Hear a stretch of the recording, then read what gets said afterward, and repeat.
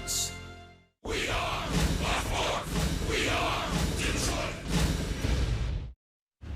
Tigers baseball on Fox Sports Detroit is presented by Bell Tire.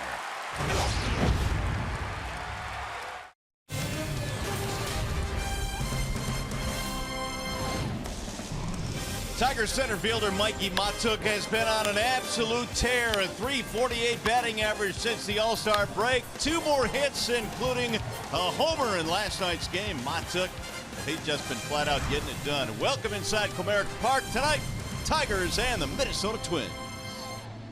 Hi again, everyone, and welcome to Tigers Baseball. Mario and Pemba, Kirk Gibson, glad to have you with us here for Game 2 of the series. Gibby Mikey Matuk.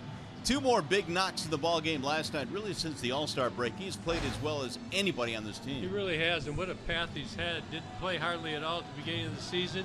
Got all right-handed pitchers in spring training. Had trouble hitting those, and he's gotten comfortable every day, every game he's played, and it just gets better. His numbers in the last week, greater than 400 with a couple of home runs. He's hitting better against right-handers. Batted balls and plays are up. So he is growing on this the Tiger upper echelon, and he did it by a lot of hard work. And we're going to tease this a little bit about, we're going to show you in game some adjustments that he's made at the plate, make him so successful. All right, Jordan Zimmerman is on the mound. Speaking of success, his last 3 starts have been really good, pitching into the 7th inning, and that's been something Jordan's been trying to move along. Well, I think Zim's finally healthy, okay? When he's pitching now, you're expecting him too good. Like you say, the last 3 starts, he went 7 innings or more. Everything's much sharper. How did he do it? Well, it's command. Just look at all these pitches. They're pretty much on the edges. Earlier in the year, everything was down the middle. He's got a lot of late action. Look at the fastball. He works it up on both sides, down both sides. He's got a good tail on the right-hand side into the righties. And he gets into the slider location is big, too. He's got a lot more tight spin on it. They're not recognizing it. You see they're chase pitches. They're not strike pitches. This pitch is also turning into a little curveball. He's getting a little more break on it, so he's learning the finger pressure. He was out for almost the whole season last year. He's finally getting it together, and he owes the Twins. They beat his butt up there for 5 runs in Minnesota. All right, what do you say we get a win here tonight? Game 2 in this series just minutes away. After a short break, we'll send you back down to the Colsam Studios and check in with John Keating. Coming up in this one tonight, boy, those Twins, man, they can play some defense. 2 dazzling plays last night.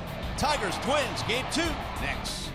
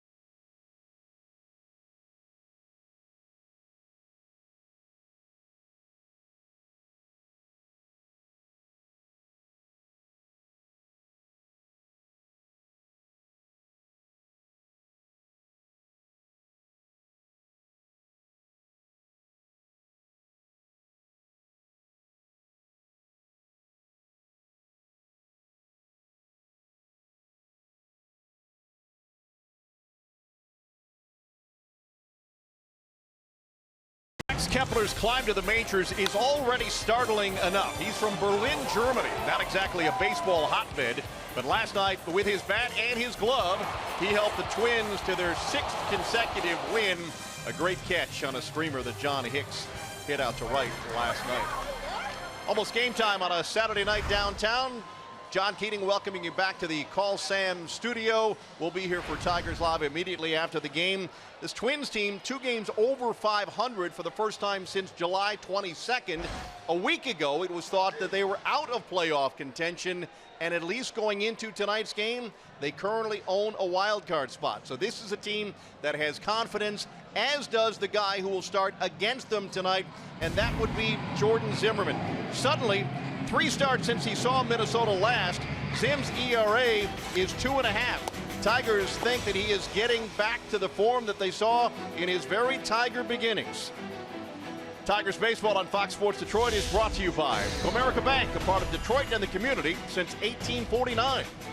And by Chrysler. Make the most of your summer with a brand new vehicle at the Chrysler Summer Clearance Event. Game time right around the corner from Comerica Park.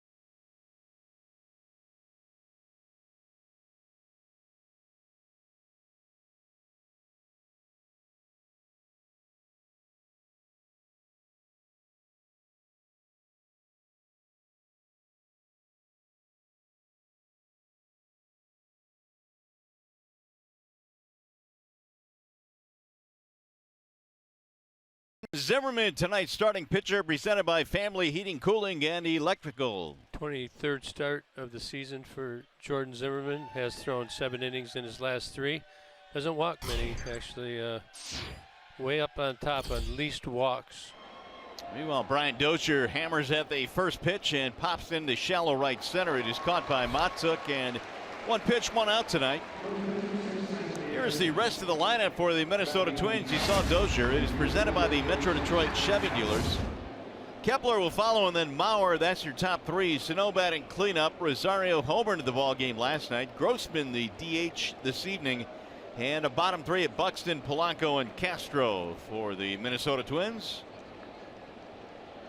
Here is Kepler in the 2 spot in this one, and he looks at ball one. Kepler also homered in the ball game last night. They play him to pull on the infield.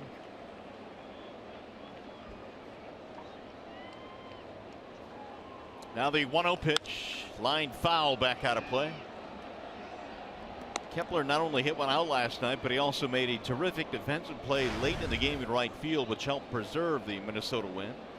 Yeah, ball that carried and turned it into a double play after the good catch. 1-1 is in there, a strike call. 17 home runs last year, now 14 this year for Kepler. Good looking young outfielder. The Twins outfield very young, very talented. 1-2 sails outside, 2-2. Kepler now 8 RBIs in his last 6 ball games. Twins a winner last night, 9-4 over the Tigers. There's the ground ball, sharply hit the first. Cabrera spinning play and wins the race to the bag. 2 gone.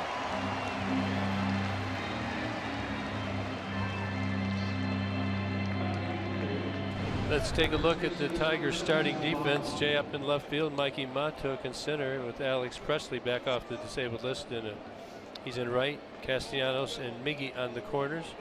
Jose Iglesias at shortstop with Kinsler at second base. McCann behind the dish. See Miggy feeling quick tonight, and he thought about underhanding it to Jordan Zimmerman. You always want to try and not throw the ball if you can, and he took it himself. Joe Mauer now with 2 outs. He is behind in the count, 0-1. Big 2-run single late in last night's game for Mauer, batting .278. Little chopper back up the middle to Iglesias. It's going to be an easy 1-2-3 nice for Jordan Zimmerman. We'll go to the bottom of the first.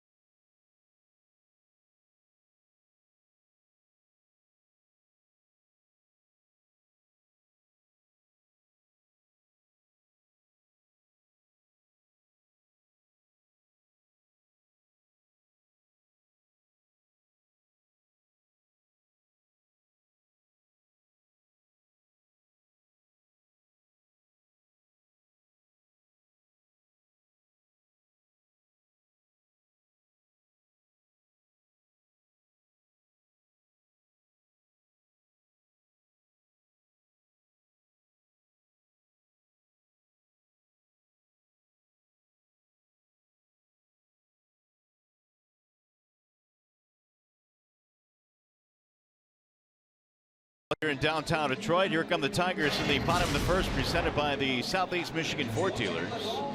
Tigers starting 9 tonight, features Kinsler, Matuk, and Upton in the top 3 spots. You got Cabrera batting cleanup, Castellanos at third, Vimart the DH, McCann, Presley, who's off the DL, and Jose Iglesias rounded out, and Jose Barrios is on the hill.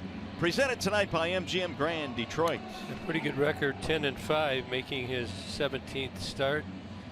Up and down a little bit lately. He's given it up about every other game, but it dominated every other game. But fastball 94, very lively, got a very good curveball, and he'll mix in a change. So Barrios will go against Kinsler, who was 1 for 5 in last night's opener.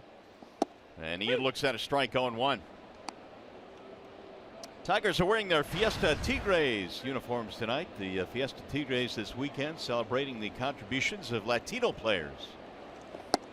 There's a ball outside, 1 ball and 1 strike. You can see a lot of shadows on the infield right now. Sun just came out and they had the tarp on before the game, so that'll make it a little trickier for the Tiger hitters. Pulled on the ground to third, backhanding there is Sano, and Kinsler is out, 1 gone. Let's take a look at the Twins. Starting defense brought to you by Tim Hortons. On left field, Eddie Rosario, Brian Buxton, he's very good out in center. Max Kepler in right.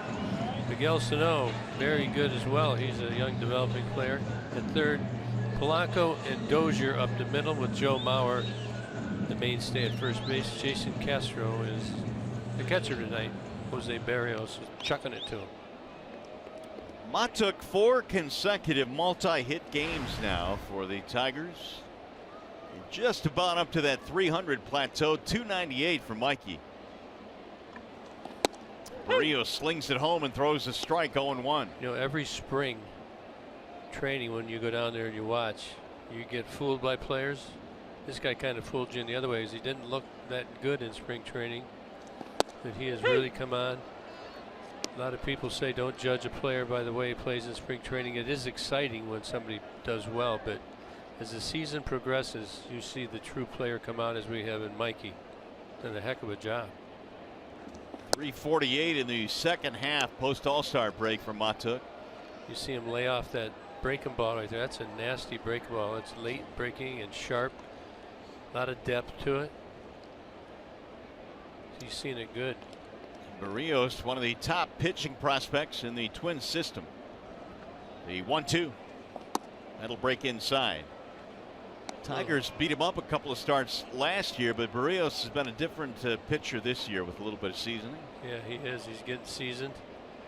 Right there, a 2-1 breaking ball to Mikey. That's a little respect right there, Big M. It is indeed. Now the 2-2. Hammered down the left field line. It's going to get down and go to the wall. Matuk on his way to second, and Mikey is in with a double. And the hitting continues for Matuk. And this is great. 2-1, you get the breaking ball. You think at 3-1 he's finally going to throw me a fastball, but he doesn't. He stays with the curveball. And Mikey, he just saw it right out of his hand all the way. Kind of a hanger. Brought his arms in really tight to the body, got the barrel to the ball. There's a great picture of the side swing. Look at how calm he is and upright. Head's square on the ball. A 1-out double. Here is Justin Upton. Who took Mikey? Nobody. It's a ball down low. Everybody passed on Matuk on Pick the Stick tonight. J up batting .278, 21 home runs. Couple of hits, couple of RBIs last night.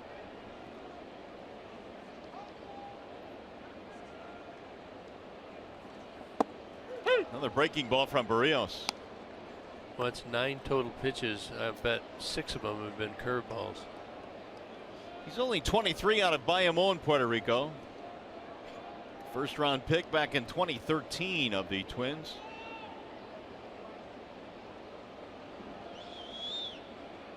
Now the 1-1. Swing and a miss. Fastball at 94 there from Barrios to get ahead in the count, 1-2. Rubbing that ball up. Sometimes curveball pitchers like to rub the ball so they get the seams to stand up. Gets him more break.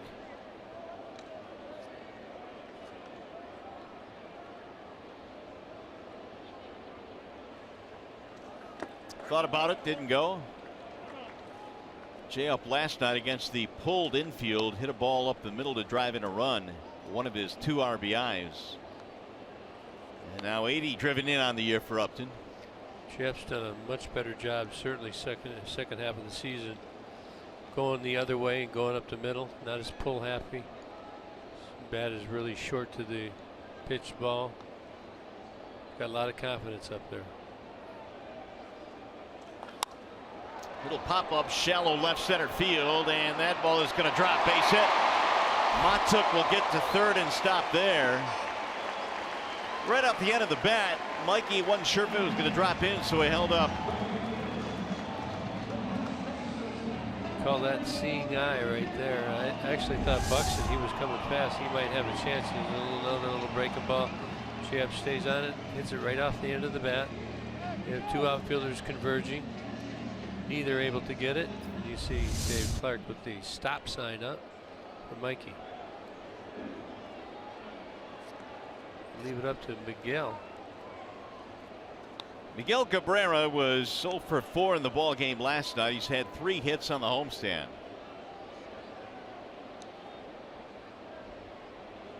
A chance now to put the Tigers on top early in this game.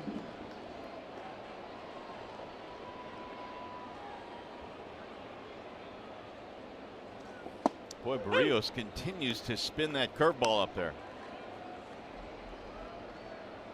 There's the Bernstein advantage. We're talking about the Tigers and how they beat up Barrios in a couple of starts last year. These are updated numbers now. 10 for 24. 6 extra base hits. The 0-1. Fouled it off right off his foot, too. 0-2.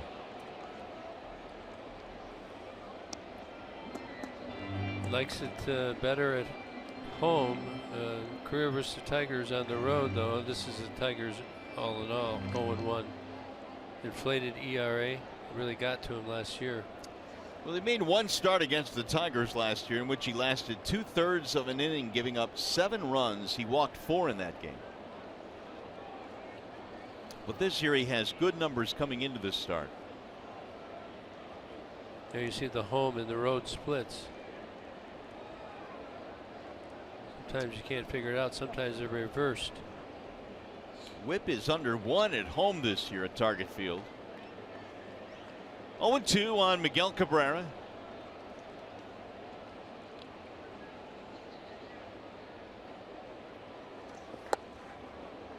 Barrios tried to get him to go fishing, would not do it. Twins are throwing Miggy just the same as the Pirates were. Fastballs in, trying to jam. Do the same to Castellanos with the sliders, breaking balls away, trying to get him to chase. 1 ball and 2 strikes ahead in the count. No reason to throw the ball over the middle. It'll dart low and in, 2-2. This has kind of been the book on Miggy. And until he's able to show them why they shouldn't come with that, you're going to keep getting it. You've seen him been more frustrated this year than in the past, not being able to center these pitches till now. Right to the shortstop on a line. He centered it all right, but hit it right at him. 2 gone. By the way, if the Tigers combine for 3 or more home runs in this game, bring a copy of the box score to a participating Arby's location tomorrow. And you know what? What? You get Gibby, you get a free small curly front. Pretty good. We talked about that. What did we talk about? I want to substitute it. There are no substitutions. I would go with the vanilla shake. Oh, let's work on that. Mid-morning. Here's Castellanos. Nick's really been swinging it good, up to 16 home runs. It's got 65 RBI. Doing a lot more damage. Remember early in the year was hitting the ball hard, not getting a lot of reward for it. Now starting to accumulate some numbers. 1 ball, no strikes on Nick. By the way, mid-morning for you is different than it is for most folks. About 8 a.m. That's a perfect time. Here's the 1-0 pitch. Slowly rolled toward the shortstop. Running scoop there. Polanco unable to make the play, and the run will score. Infield hit. RBI for Castellanos. Well, the Tigers are getting a little good fortune here early. You have one off the end of the bat by Jay up into the outfield. Now one here into the infield. And Nick Castellanos gets out of the box really quickly and puts the pressure on him. Blanco does not want to throw that ball away. I don't think he got it cleanly when he grabbed it with his hand. The Tigers score 1 here in the bottom of the first. 66th RBI for Castellanos, and here is Victor Martinez.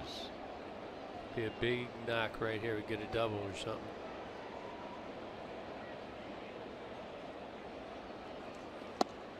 Ball 1 missing away. Another curveball first pitch. I think you could go up and look for that, huh? I would think so. I mean, he has started just about everybody off with that breaking ball. Dozier deep at second. Tigers have 2 on. It'll dive low, 2-0. Not many hitters at this point in the game would go up there and sit on a breaking ball. I want to see the heater. That's the fastball. Martinez last night was 0 for 4. And Barrios now already with 22 pitches.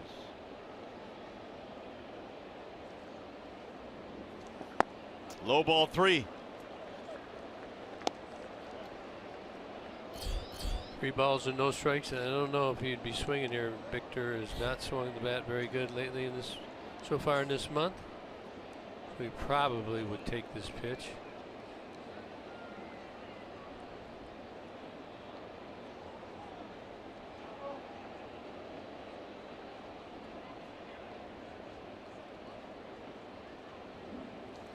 And he'll take. It's 3-1.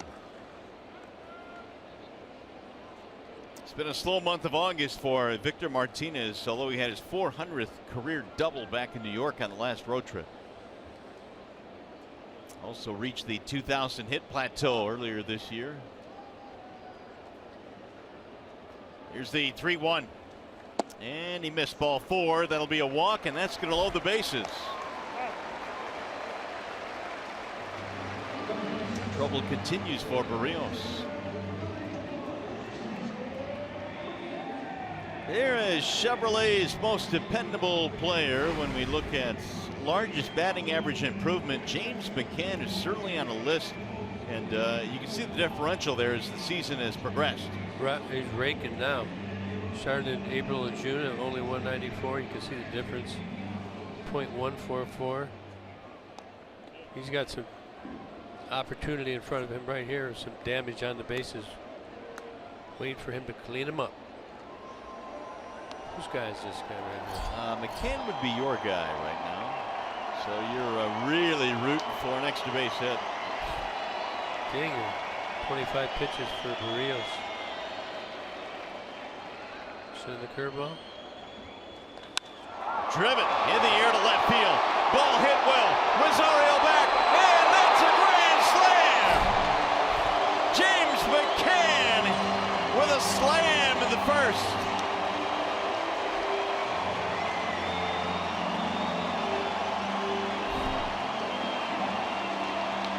Oh, he must have been sitting on that breaking ball. He got it and drilled it.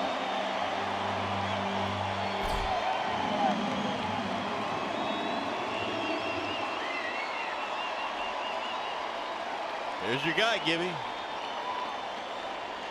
Yeah, he's my guy. I tell you what, I liked it. He went to school. That's the advantage of hitting down in the order a little bit. We watching it on TV. He's watching from the dugout. Sits on the breaking ball and executes the grand salami. Wow, what a jump start early in this game. Meanwhile, Barrios has to be thinking, I just can't get these guys out. Now, it was one thing to sit on it. It's another thing to put the swing on it. And he's been swinging the bat much better. You get that foot down, you got to wait. You got to let a curveball travel. It's not 95, it's 81. So you got to let it travel before you pull the trigger. Boy, did he. McCann is now 4 for 4 against Barrios with 2 homers, 7 RBIs. He's owned him. Here's Presley off the DL. He gets his first at bats is coming off. 313. He was really swinging the bat before he went on the DL. Fouled away. 1 ball and 1 strike. For as many as breaking balls as Barrios was throwing at the start of this game, are you surprised he continued to throw that first pitch curve? Well, no damage really done on it, so I think that's what he felt most comfortable with. And he's got a good breaking ball. It breaks a lot, maybe not as sharp as it normally is. Maybe in his home starts, but it's easier said. And you look at it on TV, man, it's right down the middle. But it's another thing when it's coming out of the guy's hand in the shadows. I mean, a couple guys on base, it's just hard to execute, but McCann certainly did it the right way. That was the 30th pitch of the inning for the right-hander Barrios. We mentioned his ERA in a couple of starts prior to this was almost 20 versus the Tigers, and they planted a 5 spot on him here in the first. Hey. 3-2 now on Presley. That was McCann's second career grand slam. The other came off Dallas Keuchel last year.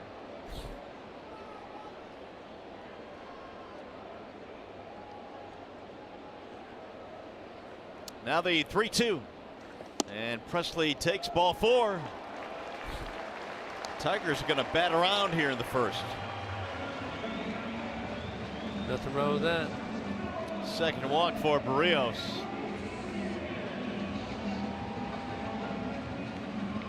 Well, 14 runs allowed in the first inning. That's out of his 17 starts. 5 tonight. He didn't like it. Tigers have done a good job of getting on him, not letting him find his rhythm. Here is Iglesias.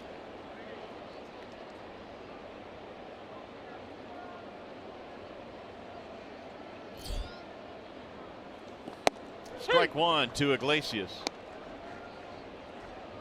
Starting him off with a fastball. Iggy was 1 for 4 in last night's game.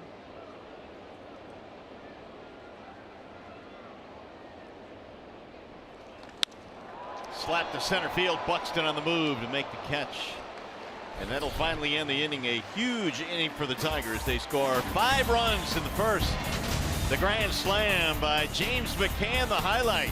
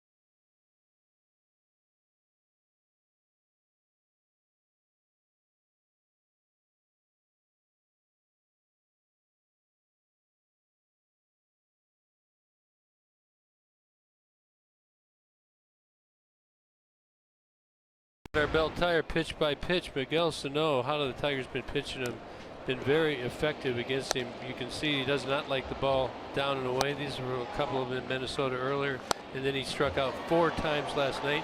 That nice little tight slider breaking down and away. He's going to see some tonight. He'll start things off here in the second, and quite a difference in the starts for both the starters tonight. Zim threw just 8 first inning pitches. Meanwhile, Barrios threw 34.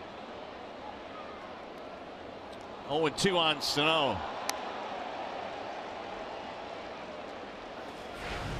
During the season, Sano 20 strikeouts already. Only 3 extra base hits, and that's in 10 games. Yikes. It's a lot of Ks, but young kid. He's impressed me since I've gotten to watch him early in his career. Pretty good third baseman as well. I agree. I mean, he's a lot more nimble down there than I thought he would be. 1-2 on Sano. Wouldn't chase it that time. Yeah, he's looking for that for sure. When you start looking for it down there, that fastball down and away, sometimes they'll throw that to you. You're looking for the slider, and it's too late to pull the trigger. Ooh, he hung that one a bit. Sure did. Zim got away with that. 2-2 the count remains. Sano followed by Rosario and then Grossman. 5-0 Tigers out to an early lead tonight. Grand slam home run by James McCann. Sano shoots one on the ground up the middle. Iglesias to his left. Another ground ball out for Zim. That's 3 of 4. One away for Eddie Rosario. Sanchez last night was cruising along until Rosario hit a 3-run homer in the 4th inning, which turned the tide in that ball game. He's got 15 homers on the year, of which 12 have been hit at home at Target Field. Big swing there, 0-1.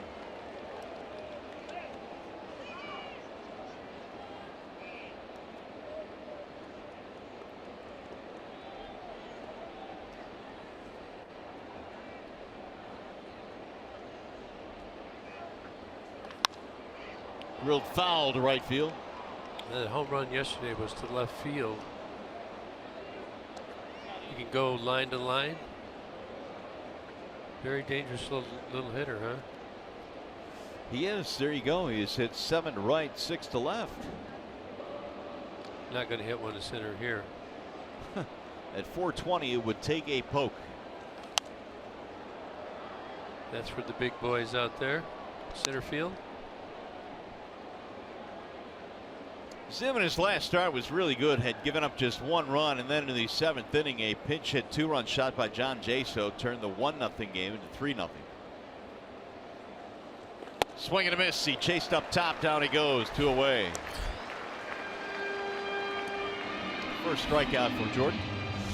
Stay tuned to Tigers Live. After the game, we'll be selecting the Fox Sports Detroit Tigers player of the game, presented by McDonald's. Stop by for your breakfast favorites, now being served all day.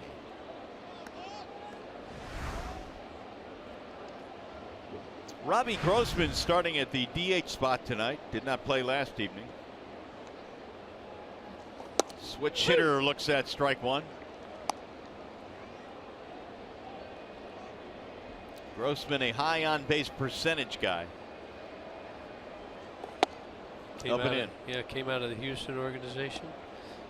They like that stat big time over there in Houston. They've put their numbers to good use. .374 on base percentage, leads the Minnesota Twins, who, by the way, came into this game having won 6 consecutive ball games following last night's win in Game 1.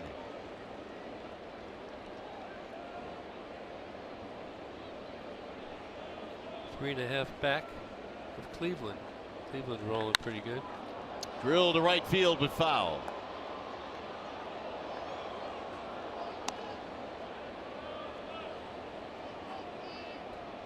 Indians added to their offense by acquiring Jay Bruce. They still acquire players here the entire month of August. Yeah, if you want to buy the contract. Ooh, right back up the middle. Zimmerman hits the deck and a solid single for Grossman.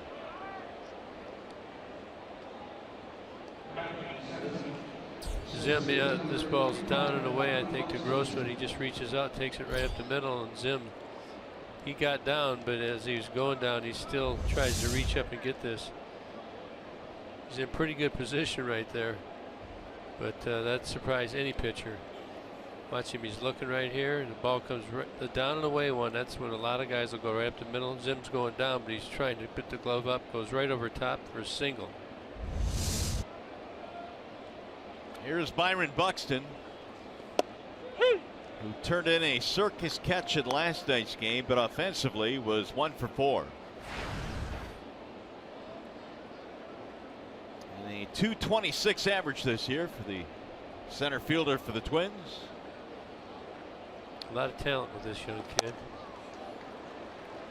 Young, strikes out a lot. He really can go get it. One of the fastest probably in the league. Made a great catch last night.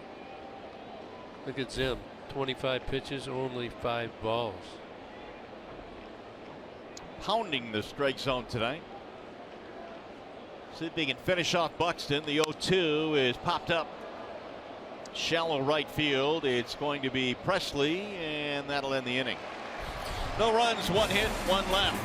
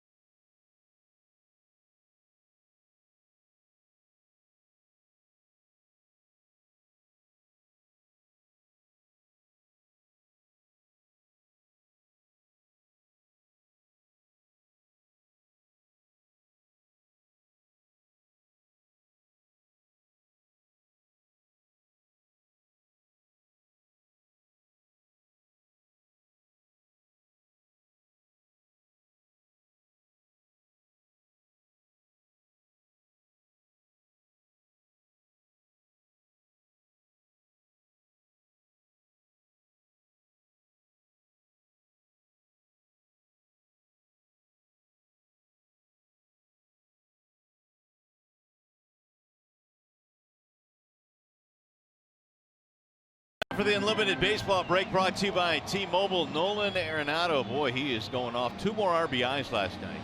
He's one of the best. Cardinals scored 8 runs in 6 straight games. You don't want to see that buzzsaw. And how about John Lackey? These active pitchers in seasons with double-digit wins. I was watching that game yesterday. I said, Lackey's still pitching? Man, he's still doing a heck of a job. Yeah, he's getting up there in age. He, of course, was one of the heroes in that 0-2 World Series for the Angels back as a rookie. Here's Kinsler now. The Tigers batted around in the first inning, and Ian looks at a ball outside from Barrios.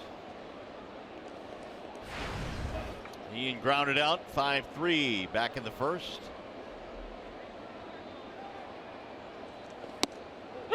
One ball, 1 strike. Barrios allowed 5 runs on 4 hits. The grand slam to James McCann, the biggie. Popped him up. Shallow center field. Dozier going back. Buxton coming in. Byron calls him off. 1 gone. You can see Barrios a little different through Kinsler fastball early. Get back to the curveball. The Tigers seem to be picking that curveball up pretty good. Here's Mikey Matuk. He got it rolling with a 1-out double in the first.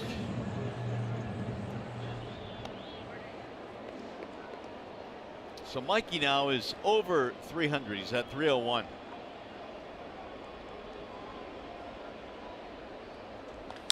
Pulls this one right to the shortstop on a line, and Polanco makes the play. 2 gone. Barrios threw 34 pitches in that first. looking for a snappy second. Yeah, he's got 4 so far this inning. By the way, Friday, August 18th, the Tigers take on the Los Angeles Dodgers at 7:10. The first 10,000 fans 18 and older receive a free poster featuring the Tigers 2017 All-Stars. For tickets, go to tigers.com or call 866-66-TIGER. Dodgers tough, huh? Really rolling through this season. They've been dominant. That's probably the only word to use that can describe them. They're 81 and 34. Now, I know you had a conversation about the face of baseball, right? Yesterday? No, that's well, planned for the future. Oh, that's for the future? Swing and a miss. I'd say the Dodgers are pretty good as far as that goes. They've had a heck of a year. Like you said, 81 wins, and they continue to produce dominating players. Great mix the way they're built. Kershaw has been dominating in the past. Bellinger dominating this year. Kenley Jansen, converted catcher out of the organization. We'll see that Dodgers team come to town. Tigers also playing the Rockies on the road, and they've had a good year. Yeah, Rockies really. Bud Black's done a heck of a job. Kind of finally got those pitchers convinced they can be successful in that field. Upton drives this one in the air to right field. It's going to be Kepler under it, and that's going to be a 1-2-3 inning for Berrios.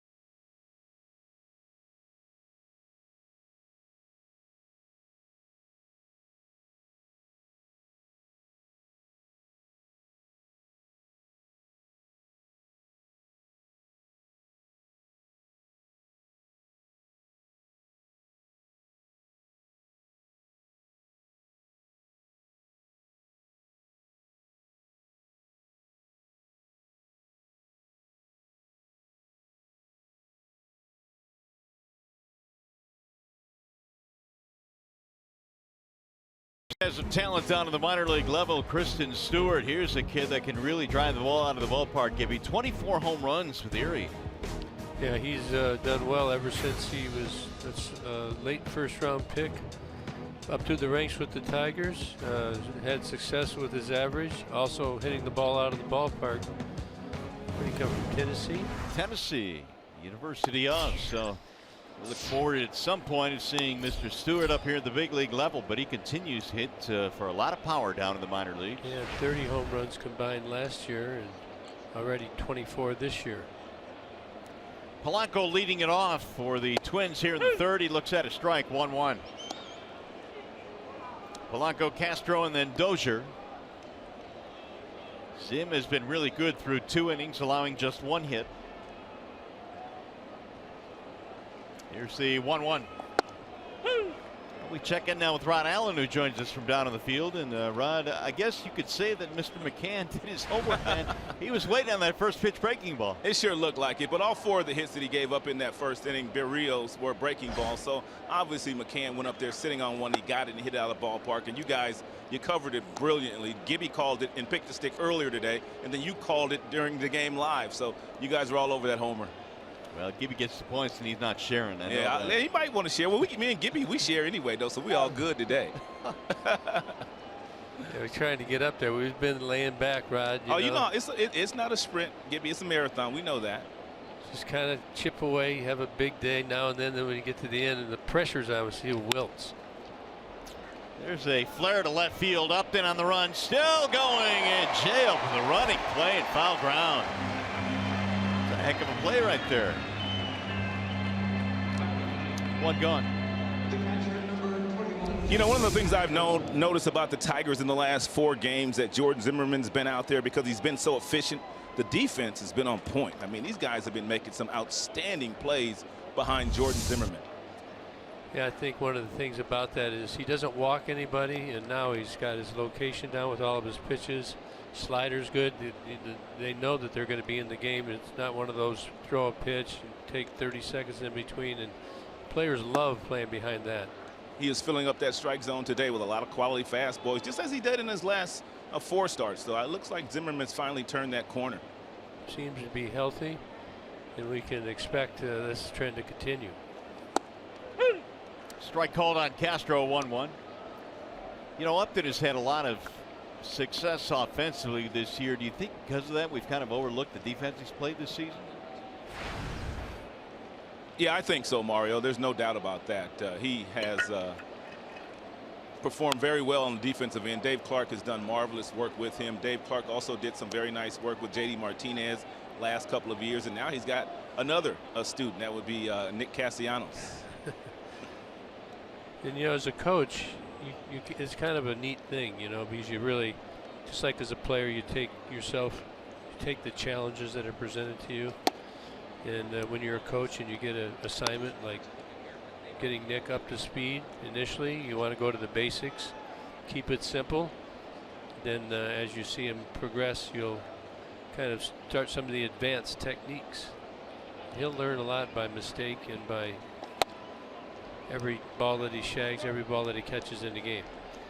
If you've missed the announcement earlier, Brad Ausmus told the media today that Nick Castellanos will begin taking fly balls in right field, working with Dave Clark, and a move to right field is not imminent. They don't know if he'll get into games anytime soon out there, but it's certainly something they'll take a look at for the future. You know, I talked to Nick about that today, guys, and what he told me was, you know, he went to management. He knows that they've gotten a lot of infielders in the trades. There are some infielders coming from the minor leagues, and he says he just wants to be versatile. He wants the team to be versatile. He wants to be a team player. He said he wants to win a championship in Detroit. He said by going to management, he can play third, he can play outfield, but also they can bring up some young kids and play them as well. Yeah, I'd like to see him shagging. I think there's some advantage to shag in both corners, just to kind of learn the way the ball reacts differently. So though they say right field, I wouldn't be surprised if you see him in left field occasionally as he starts getting more days of shagging and practice in the outfield end. Dozier batting here with 1 on 1 out. Tigers lead 5-0 in the third. Down the left field line, it'll drop, base hit. Upton plays it on a couple of hops, and now the Twins have something going here in the third. Walking a single. Ball just looks like a hanger. Dozier, he's going to let it go. He's been really good for the Twins over the years and hit a lot of home runs in the last couple of years. Kept this one in the ballpark. Here is Kepler now with 1 out. Hit a sharp ground ball to the first baseman Cabrera, who made a nice play on it back in the first. Good pitch right here. Good double play ball. Let the Tigers infielders clean it up. Strike one. Zim has been good, Ron. You know, we were there doing his last start against the Pirates. Aside from that J-So home run, man, that was 3 straight where he pretty much was in control most of the night. Yeah, working all 4 quadrants with the fastball in the strike zone. The slider came a little bit earlier this year. Now the curveball has been a plus pitch for him lately. On the ground again. This time it'll get through to right field. They're going to hold the runner at third base. Presley up with it quickly. And now the bases are loaded for the Twins. Kepler's first hit of the night. That'll bring up Joe Mauer. You know, there's nothing you can do about that right there. That's a seeing eye ground ball. You want to get the ball on the ground. You get it on the ground. Really not a lot you can do. Got guys on base now. They're loaded. Keep the ball down there. Make a good pitch and try and get Mauer. Here's a guy that takes that first pitch 93% of the time. If you're Jordan Zimmerman, if you're going to throw Mauer a fastball, you need to locate that fastball somewhere where he can't get to it if he decides to swing right now, because Jordan's pretty much started everybody off with fastballs tonight. Outstanding pitch. He'll get me over. That's Rod's done his scouting report, and you know Jordan Zimmerman has done his as well, and that's the way you counteract Mauer and his ability to hurt you. 3 slams for Mauer in his career. Good numbers in these situations. Ball low and away. Mauer, in fact, came up with the bases loaded in the 9th inning last night and singled to center field. That was off Chad Bell, and has scored 2 tack-on runs for Minnesota. Mauer has not been an all-star since the 2013 season, but he had a really good stretch run. There's a strike call. 1-2 now on Mauer. He did not like that at all, and letting Brian O'Nora know about it. Well, Jordan has been around the strike zone all night long. It looks to me that Brian O'Nora is going to give him that strike at the bottom of the zone. He's called several of them since I've been sitting over here.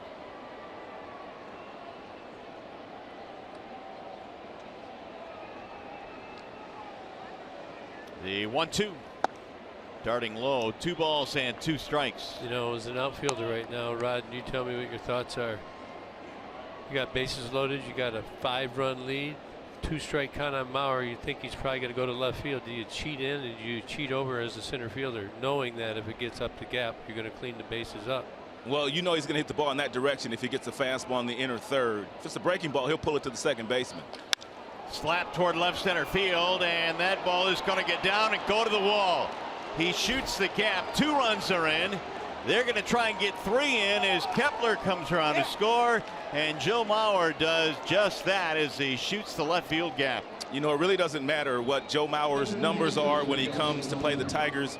He always plays his best baseball against Detroit. And this is not a fastball. Mauer has got so much discipline at the plate.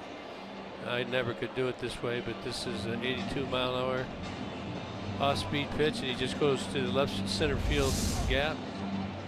See him just turn it over, and very disciplined right here. And Presley and Upton are split perfectly in 3-run score.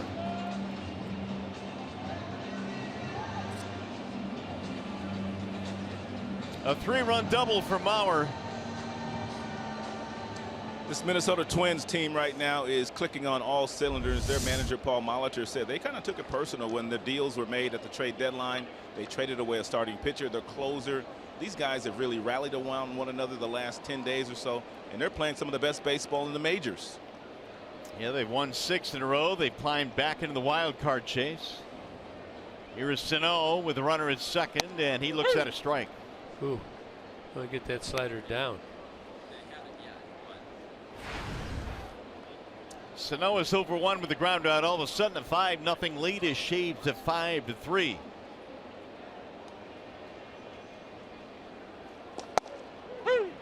Right down the middle of the plate. Sano obviously looking for the slider right there. Fastball right down the middle.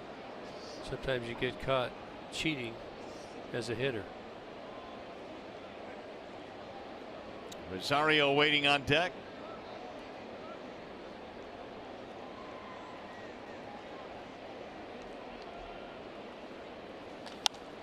Popped him up. First base side, heading back toward the seats. There is room, and Cabrera will make the catch. Sano retired. Well, Menards brings you our big money encounter. When you look at Joe Mauer in his career against Detroit, Rod touched on this, man. He just shows up against the Tigers. I mean, this guy has won an MVP. He's won several batting titles for about 6 or 7 years. At the beginning of his career, he was the standard for catchers in the big leagues, and no one had a sweeter swing than Joe Mauer from that left side. Guess the only complaint, if you had one, Rod, would be the power numbers. And there was a year or two where he tried to power the ball and pull it more, but that just wasn't him. And he's back to his old self. He puts the bat on the ball, and he's a tough out. Strike one on Rosario. He had 28 home runs back in 2010 for the Twins. Actually, 2009 from Minnesota. That was his high watermark. Metrodome. Yeah, by a wide margin too. Moving to Target Field, shaved down the power numbers considerably. 1-1 on Rosario. He struck out his first time up. Twins have clawed back in this game now, 5-3.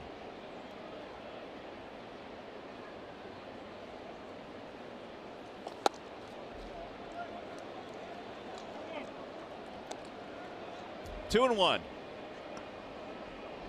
A walk, two singles, and a double. That's how the Twins have gotten their runs.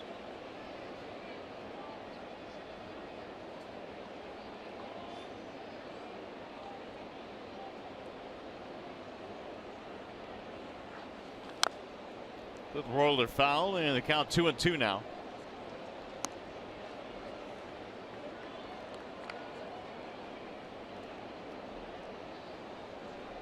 Tigers play one more here tomorrow against Minnesota. Then it's on to Texas, a short 3-game trip into Arlington.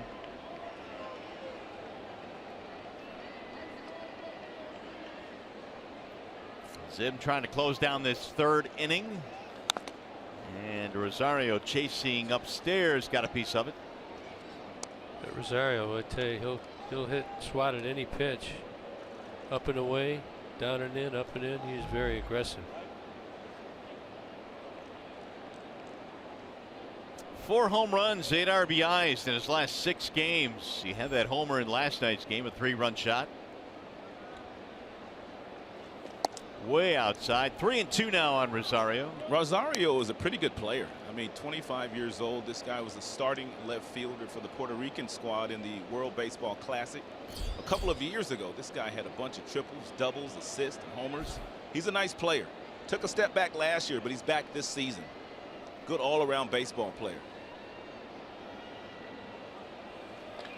High fly ball into deep right field. Presley going back to the track. He looks up, and Rosario has hit it out to tie the game at 5. Woo, did you guys see how far that thing went?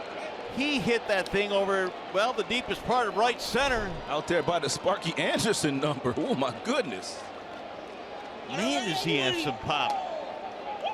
He waited back on this real well. Another off-speed pitch up over the middle of the plate. You always want to keep your hands back. Look at it, gets that foot down, sees it. Hands are back.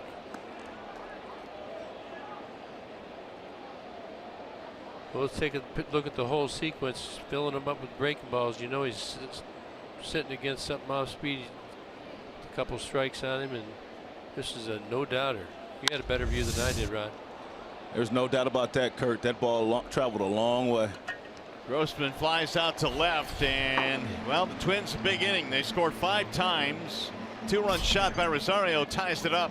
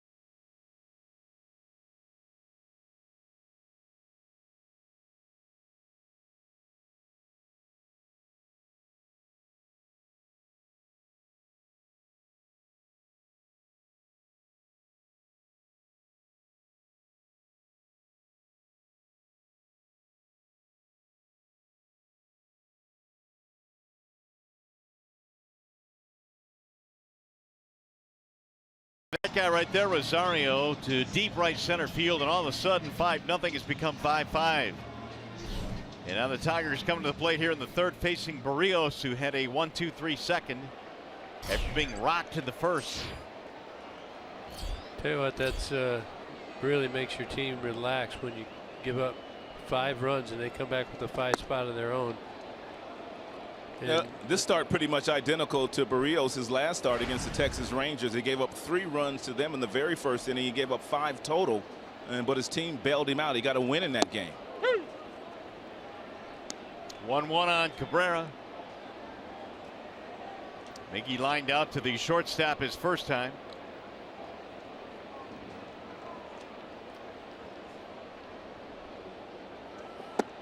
And it looked like he went. He did.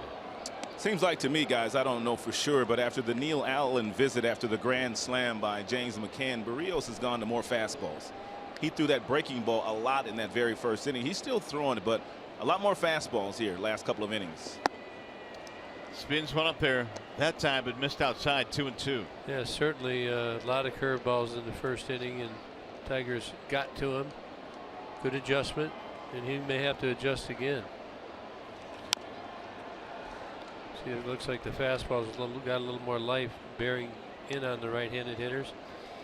And then when you think about if he can get into that third time around through the batting order, that's when they break out that third pitch, the changeup. Here's where they have consistently picked Miguel Cabrera all year long. That little 2-seam fastball, trying to tie him up inside.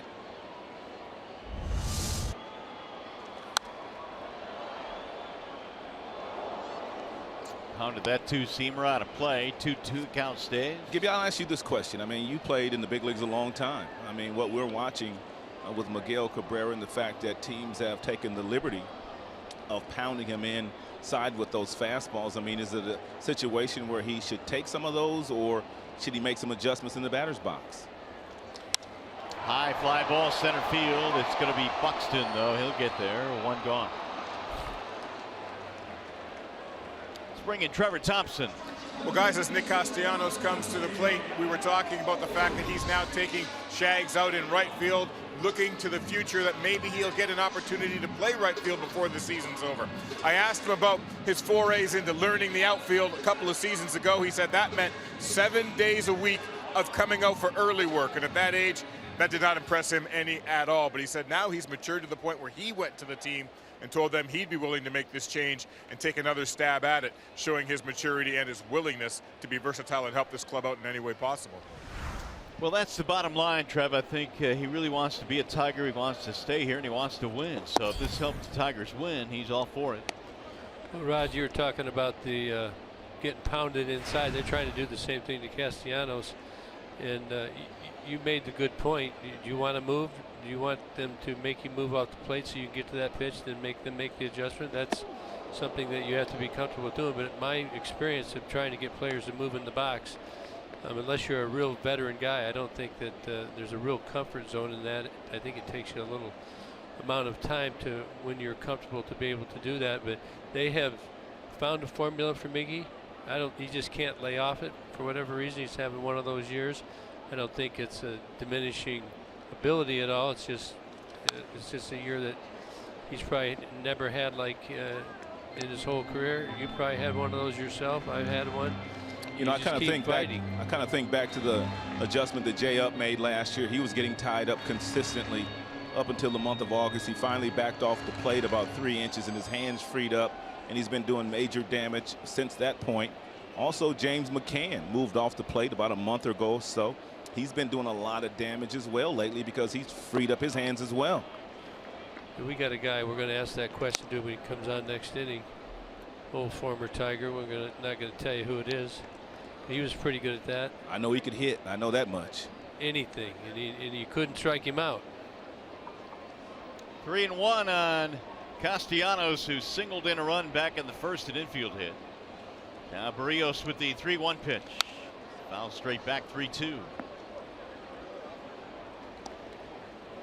But I think Miggy's changed his approach already, Rod. I mean, he used to, remember earlier in the year he was struggling a little bit. He stayed away, kept hitting everything to right field.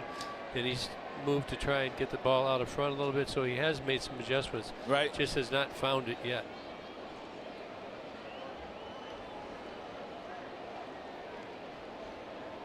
Now Barrios with the 3-2. Fouled back out of play. Castellanos stays alive. 66 RBIs now for Nick, which equals his second best total in a season. Had 66 as a rookie. Going to the outfield for Nicholas Castellanos will be no problem whatsoever, especially what he brings to the dance every single night while standing in the batter's box. Yeah, that's the determining factor. I think he's going to move out there a lot better than he did in his first stint. He's worked hard on his agility and his ability to run. Pulled foul. I also think he's going to play out there a lot sooner than people think. I don't think it's going to be very long before Brad starts to get him some reps out in the outfield. Yeah, that was my next question for you guys. How long do you think it'll take for Nick to show that, yeah, he's good to go in the outfield and get in a game or two here? I watched him earlier today with Dave Clark out there. Of course, that's just a coach hitting you fungos, but Nick also took some balls off the bat, and I saw him get some pretty good reads out there. And of course, Dave Clark's an outstanding outfield coach. I don't think it's going to take long, Mario, before he adopts it and he adapts to it and he gets out there and performs. Bouncer to third. Sano off to his left, and Nick is out by a step. 2 gone. Well, tomorrow the Tigers take on the Twins at 1:10 p.m. It's a Sunday Kids Day, and all kids 14 and under get a free Victor Martinez poster. If you'd like tickets, go to Tigers.com or call 866-66-TIGER. And here is Victor now with 2 outs. Martin Walkden scored in the Tigers first. The Tigers jumped all over Barrios for a 5 spot, but the Twins have come back.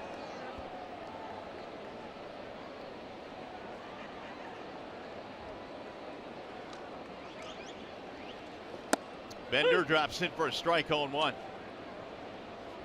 Barrios has that old-fashioned windup that you don't see too many pitchers in the big leagues use anymore. The glove comes over the cap. Like to get him back into the stretch. He's not done very well out of that position. Pulled right to first, a short hop pick by Mauer. And that'll end the inning, 1-2-3. When we come back, special guest in the booth, Placido Polanco will join us. Man, could he hit, couldn't he? We'll be back, 5-5 game.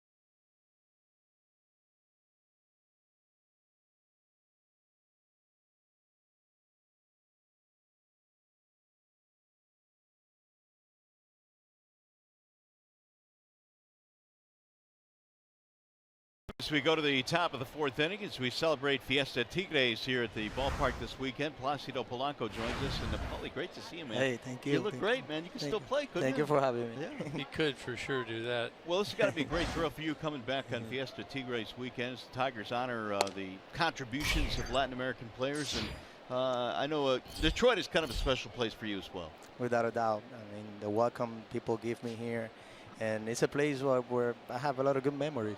You know, probably where I had the most fun in my career. That ball drilled to right field. Presley's on the run. He's not going to get it. That ball is off the wall, and Buxton is off to the races. He is headed to third base, and he is standing up there at third. They're going to call it a homer now at left. That's got to be the fastest home run trot in the history of the game. He got some long strides. That boy can fly. Buxton showing off some muscle as well. Again to deep right center, and the Twins have the lead. See, that's why the Twins keep waiting on Byron Buxton, because he will get 3 hits one day, strike out 4 times the next day, and then show you this. Against the traffic, over the out-of-town scoreboard, for a guy that's not very big in stature, that's power the opposite way. Placido knows that. He played in this ballpark. Well, yeah, but my hits were a little shorter. You didn't go out there too much? No, that was too far for me. That was Maglio land over there in Miggy. I tell you what, that Rod, you said he was flying around that field. You're going to have to get the brooms out and clean it up a little bit. He was tearing it apart. It's the fastest in the history of the game, I guarantee you. There is Jorge Polanco. The Twins have their first lead of the day. We're chatting with Placido Polanco, who's back in town, part of that 06 championship team. And Paulie, I'm sure all of your really, really good memories probably center around that season. Without a doubt, yeah. Remember, I was hurt that year, and I almost don't come back for the playoff. Right. Yeah, so the training staff did a really good job bringing me back, and you know, in the rehab and all that. And I was able to come back and have the most fun I've had in baseball, probably. Yeah, you know, that series against the Yankees and Oakland, super fun. Got to participate. So, out of all your memories with the Tigers, what one stands out the most?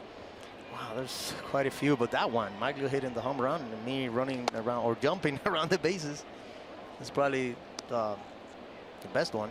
But then Verlander throwing all those no-hitters, you know, those were fun too. It was nice and warm that night too when Maglio hit the home run, right? Yeah, right. Paulie had the ski mask on rounding third base. You know, one of the great memories in Tigers history. Here's a bullet to right field. That'll get down a base hit. So Polanco is aboard now, and back-to-back hits here in the fourth.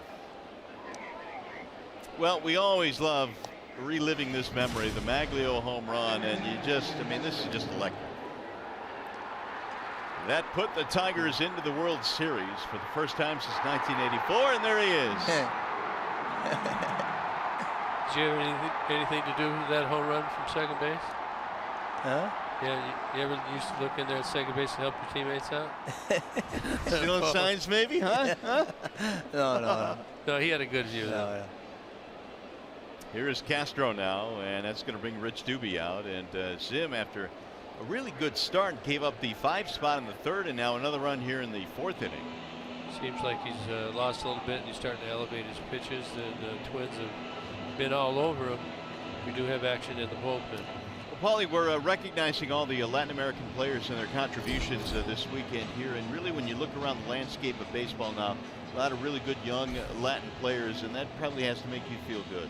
Oh, without a doubt. We were just talking about that yesterday, me and Pedro Sierra, and we were talking about how soon they come up. You know, we're proud of all of them, and they're super mature now. You know, you have guys like Lindor there. Now the third baseman with Boston, you know. And, Devers. Yes. And a lot of young guys and a lot of talent. It's a production that never is going to stop in our country. No, I mean, compared to way back, say in the 70s and 80s, but their conditions and their facilities and their education, and don't you think that's had a lot to do with it as well? Without a doubt. All the organizations have a very nice facility there, at least in the Dominican Republic. And it's a nice place where they can practice every day and learn the English too. They're teaching English, which I think is very important, because sometimes they come here and they have they're willing to learn and all that, but they don't understand the language, you know, so, and they get stuck a little bit because of that. Well, you came to the United States and went to community college in Florida, correct? Yes. So you kind of had that going into pro ball. You had that base of English, but that really, I think, as you put it, is important for the young kids, I guess, to assimilate themselves into society here. Yes, without a doubt. And that's why I think all the organizations have realized that now, and they're teaching that language there. Placido, was it Manny Mota who gave you an opportunity down in Florida, who very influential in your career?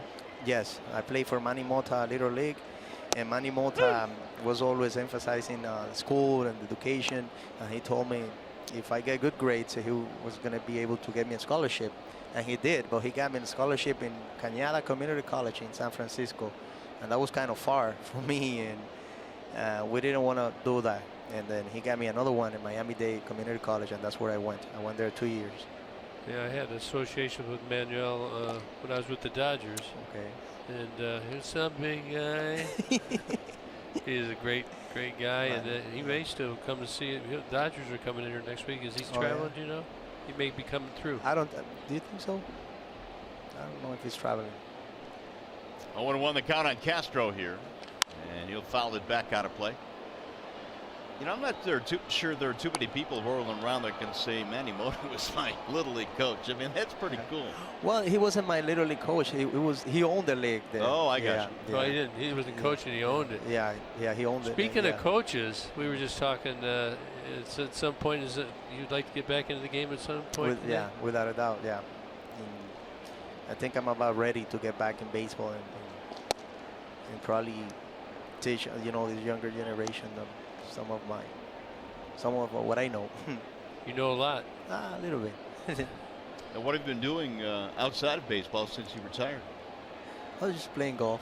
Oh, nice. Playing golf and being with the kids, taking them to school, picking them up, doing homework,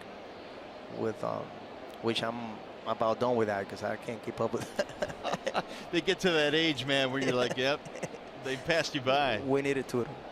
Your children are 13 and 17 years old, so it's not the elementary stuff anymore. No. You're getting into the calculus and all that fun stuff. 1 ball, 2 strikes on Castro. And he looks at a ball outside. Paulie, I want to go back to that 06 team. And, I think nobody really took that Tigers team around baseball very seriously. We thought it was a good story. I think a lot of teams, especially the Yankees, thought that series, they probably would take care of you, no problem. And all of a sudden, this Tigers team in 06, as the season went on, started to gain some steam. Was there a point in that 06 season where you guys really believed in yourselves that you could get it done? Well, you know what? One thing that we all had in common there is that we took a day at a time. Jim Leland, I keep saying Jim Leland, he just made sure that everybody was ready to play every day and taking a day at a time. Whether you win or lose, you got to take it a day at a time. And it wasn't until maybe after the All-Star game where we were, everybody was like, hey, we really have a chance here. And we did. We sure did. Now, one of your greatest attributes as a hitter was the inability to strike you out. Is that something that just came natural to you, just being able to put the bat on the ball? And we're talking about guys who are jamming Miggy right now inside. How did that evolve for you as a hitter? Well, since I started playing ball, I knew I wasn't going to be a power hitter, so I really tried to learn how to hit the ball the other way. Maybe backing off the plate a little bit, letting the ball get a little deeper. And when you let the ball get a little bit deeper, it helps you to recognize the off stuff, the breaking balls, sliders, and changeups. Placido, what do you think about the way the game is being played these days with all the shifts and the infielders moving all over the place, the outfielders moving all over the place from pitch to pitch? There's a lot of technology now and a lot of stuff where, this guy is supposed to hit it this way and all that.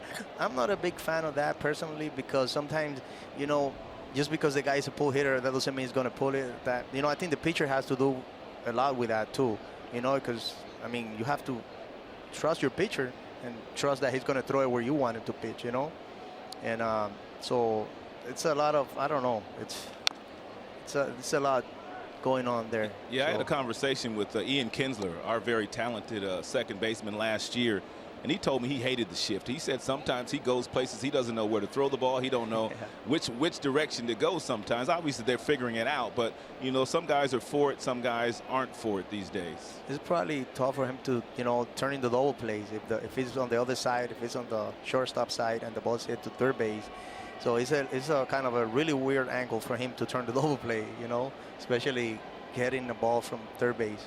So it's, I don't know, it's different. And if it's behind first base, if the ball is hit to him, to throw it to second base is a very long throw. So cutoffs and relays, that's all differently as well. Yeah. The cutoff and relays when you're in there. But you know, I was talking to Clint Hurdle, who's an old school guy, and we were talking about the shifts to him. That's line to left field, going to get down, a base hit. Here comes the throw from Upton, going to be cut off, and an RBI single for Brian Dozier. And the Twins have added another. They lead 7-5. That's going to be it. And that's it for Zoom. Second hit of the game for Dozier.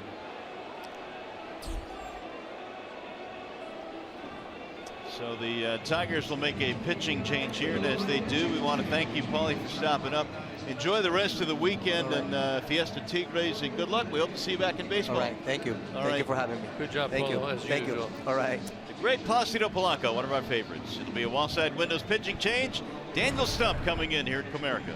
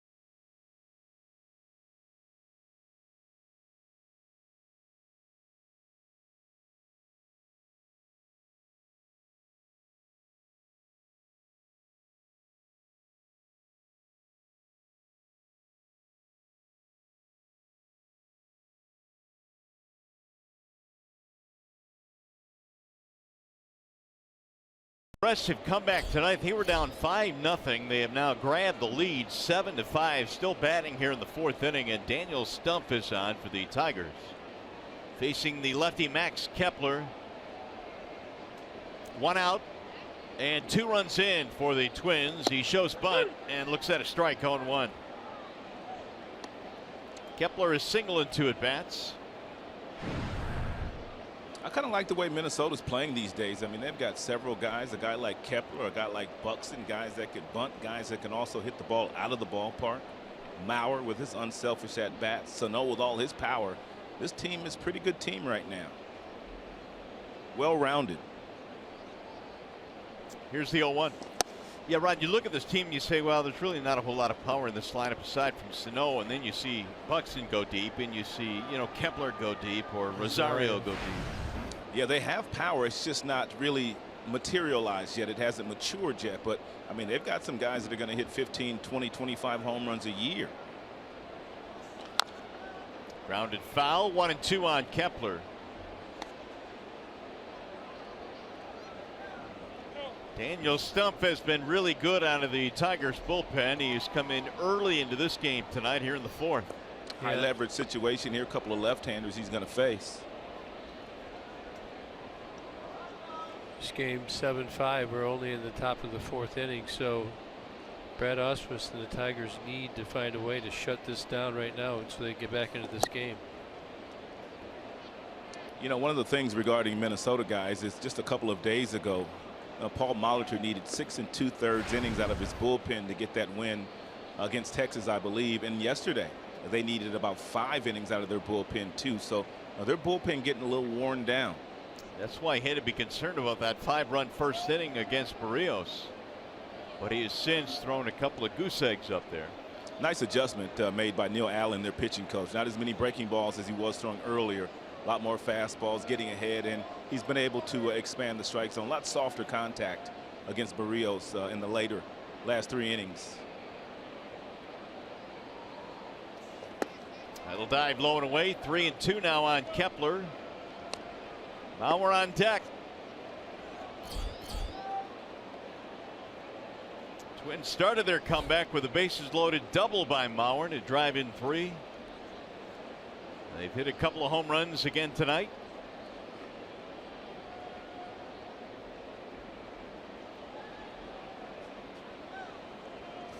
Ooh, he hit him. Kepler is hit by Daniel Stump, and that'll put 2 men on. Boy, he didn't like that. Here's our Comerica Bank game summary. Tigers got off to a good start. James McCann with the grand salami, sitting on the curveball. Tigers jumped out to a 5-0 lead. The Twins came back with Joe Mauer in the 3rd inning, a double, 3 RBIs, cleaned the bases up right there. They tied it up at 5, and then Byron Buxton, he went yard, and as Rod says, the fastest home run trot to date. And the Tigers now trail 7-5 here in the top of the 4th. 2 on, 1 out. And here is Mauer, who now has 48 RBIs on the year. Strike 1 from Stump.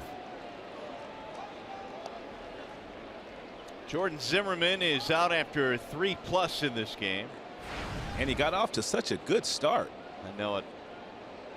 His first 2 innings awfully good, and then the walk and 2 singles and double. A couple of homers later, the Twins have the lead. I don't know quite what the data will show, guys. Maybe you guys have that information up top, but I remember Jordan vividly saying in his last outing against the Pittsburgh Pirates, he got too curveball happy. Today, for me, I don't think he used his curveball enough. I don't know for sure, but it didn't appear to me that he was using that really good curveball, the one that he had in Pittsburgh 5 days ago. And Mauer stays alive. It was almost like he over-adjusted here today. Yeah. Yeah, it looked to me like they just started elevating the pitches, and they really made him pay. They found some gaps. And the previous pitch I was just drawing in there, that's where Mauer hit, right between the Mikey Matuk and Jay Up. They were kind of pinched over in that gap, but he found the alley and cleaned him up. Mauer's made a living in that gap. By the way, here's your answer, Rod. Only 6 curves today for Zim. Yep, I knew it. I mean, because he said it. He says, you know what, I got too curveball happy. So instead of throwing the curveball, I think he went more slider fastball and just didn't get to that curveball today. But that curveball was tremendous in his last couple of outings.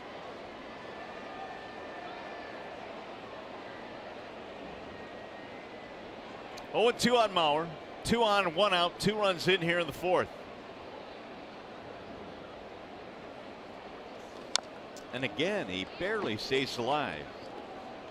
He's not going to pull off. That's not what he does. He's got the bat hand-eye coordination, even though it's lefty on lefty. Mauer only 200 against 230 against left-handed hitters, much better against the righties. But you can see he's a battler.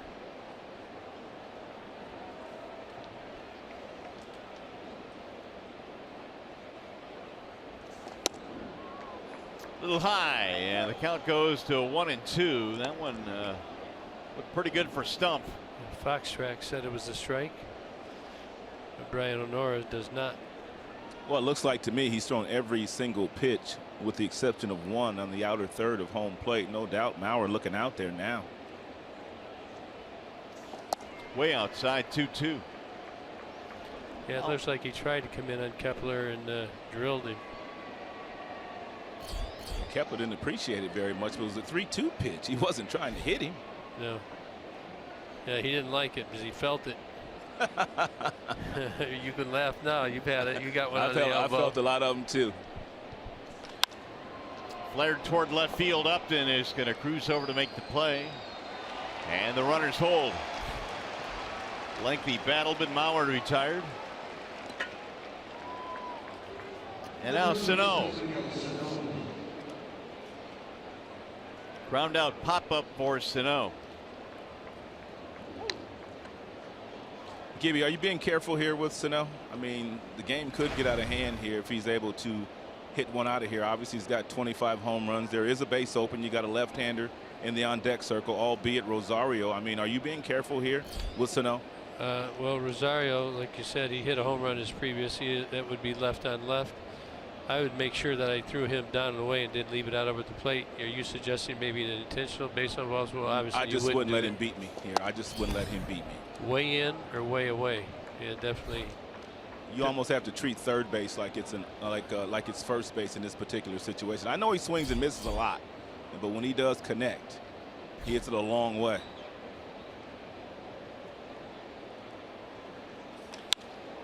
Hook foul down the left field line. What do you think, Mario? I'm with you. I think even though it's third base, I think you're very careful. I think that Sano, though, on the other end of that, you can make the argument he is on pace to strike out at 223 times this year. So, I mean, there are a couple of ways to look at it. Is that a lot? That's a lot. Yeah, I mean, I would pitch to him. I would try and strike him out. He might get burnt, but that's where I'm going. 2-1. You know, we know that he's pulled off the balls down the way, and we also know that Stump's having trouble getting it to his arm side. Well, we put up his hot and cold zone last night, and for the most part, the Tigers have been nailing his cold zones. Coming in, he better get it in there.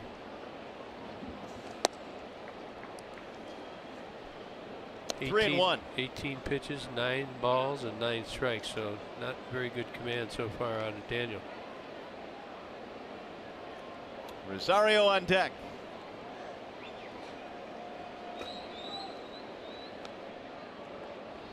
Here's the 3-1. That ball's hit straight up left side of the infield. Castellanos and Iglesias, and Iggy will make the catch and stumble and hold on. That thing was hit a mile high.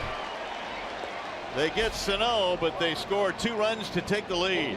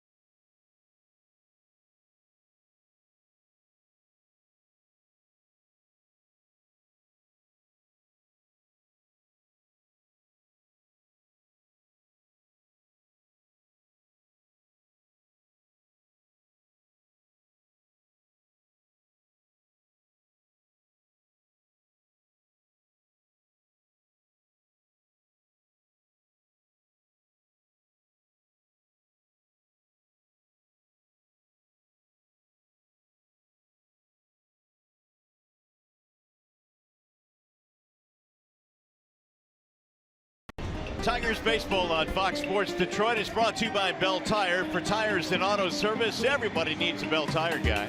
And by Chevrolet. Go for thrilling drives and deals at the Chevy Summer Drive. Chevrolet, find new roads. About that music, Rod, you can do it to that, can't you? Yeah, well, you know, back in the day, I could bust a move. Still can. How about we get Big M doing that? What do you think? Yeah, I've seen him bobbing and weaving in the booth, man. He's pretty good. 3 of us? Boy, that'd be something special. Barrios goes back to work. How about Barrios settling down in this game? He's only had 60 pitches up until this point now into the 4th. McCann, Presley, and Iglesias here in the 4th inning. 34 of them in the 1st. We are celebrating Fiesta Tigres here this weekend, honoring the Latin players and their contributions to the game of baseball, especially here in Detroit. 1-1 strike on McCann. He'll drive this one toward right center field. That ball is going to get down. It's going to go to the wall. Mack is on his way to second, and he's going to pull in with a double. That'll go with his grand slam home run. Have a day, Mac. Have a day, Gibby. Yeah, we're doing good. Rod and I are doing good. You know, he turned on that breaking ball. Now he gets the fastball. This is how you know you're locked in. Fastball down the middle of the plate. Doesn't try and pull it right up that deep gap, right center field. Nice, easy stand-up double. And he's also starting to think as well, Gibby. He knew he wasn't going to get another breaking ball from Barrios because the one he got earlier was a grand slam. So he got 2 fastballs, swung at both of them, barreled up the second one for a gap shot in right center. Presley, the batter. But did you remember, Rob, when you were like that? Is that when you knew like you were locked in, or was it? Did you have another way of remembering it? That, along with obviously swinging and not missing, and when I took pitches, I could tell when I was kind of dialed in, when I would take the borderline pitches, and I would know that they weren't strikes. And then there were times where I would swing at those pitches. So for me, it was also taking a pitch along with taking good swings. Or when you take it, you're like jumping at it, or you flinch with your hands when you can take that pitch. Real the quiet. Hands just stayed back, and you, yep, just nice and quiet. We fought with that though for a while. 2-0 on Presley here. Tigers down by 2, but a leadoff double for McCann.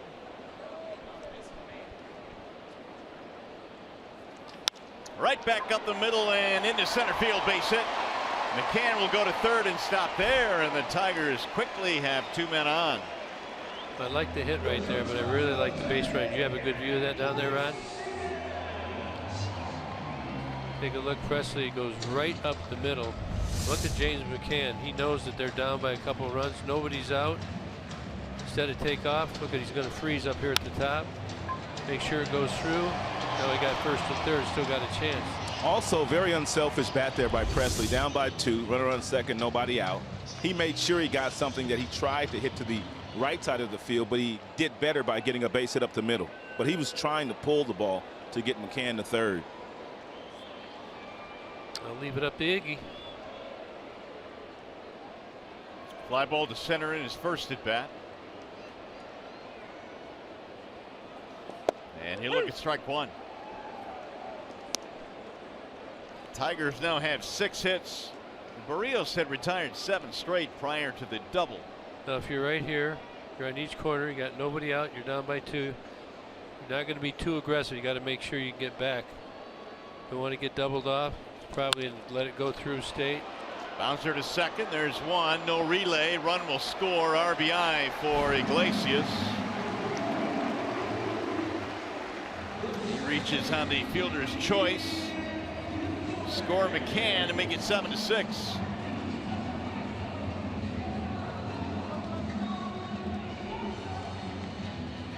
.37th RBI for Iglesias.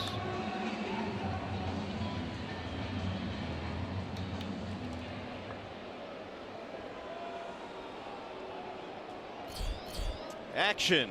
Ryan Presley warming up. He threw in the ball game last night. Kinsler is 0 for 2, ground out, fly out.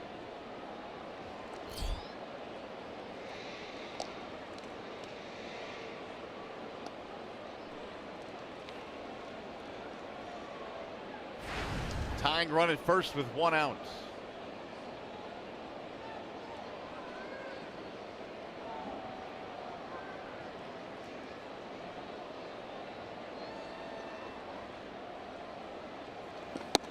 In there, a strike called, 0-1.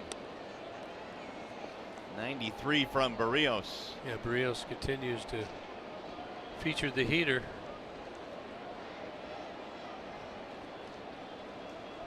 I looked earlier, I thought maybe some of the Tigers were talking, had a little something on that curveball, but it doesn't appear.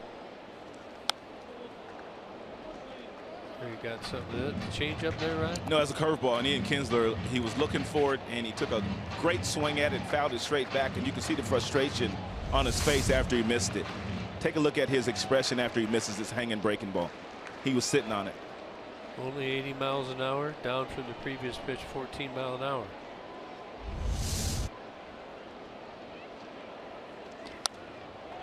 Popped up, foul ground, and back out of play. Kind of gets back to what you were saying, Gibby, about McCann when he was looking for that breaking ball and hit a grand slam. Just because you're looking for it doesn't mean you're going to put it in play. No, plus McCann got the freebie because he was featuring it to everybody and nobody had jumped it. So he felt confident in it, and then that was the one that comes right out at your hip, your shoulder, right between your hip and your shoulder. You know it's going to break right over the middle of the plate, and he did execute it.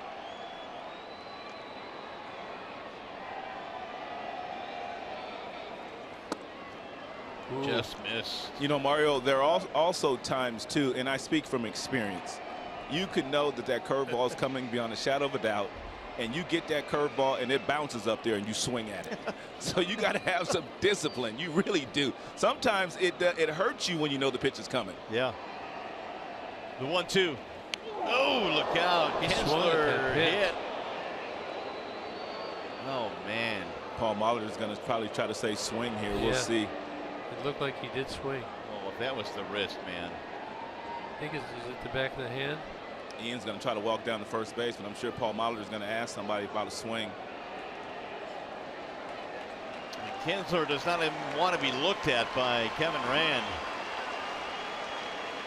Yeah, they're going to look at it, I think. Look, he's trying to get out of the way, actually. He gets part hand and part ball. No, he really didn't extend his arms. He kept them into his body. Right. Do you think that's a swing, Ron? No, it's not a swing. I don't think it is either. But I do know this much: second consecutive night, Paul Molitor is going to lift his starter with a lead. Kind of sending a little message, isn't he? He is. Oh, maybe not. It'll put 2 men on here in a 1-run game. Yeah, he's gone. And that's going to be it for Brio, so he is coming out of the game. It'll be a wall side windows pitching change. 7-6 Twins. We'll be back.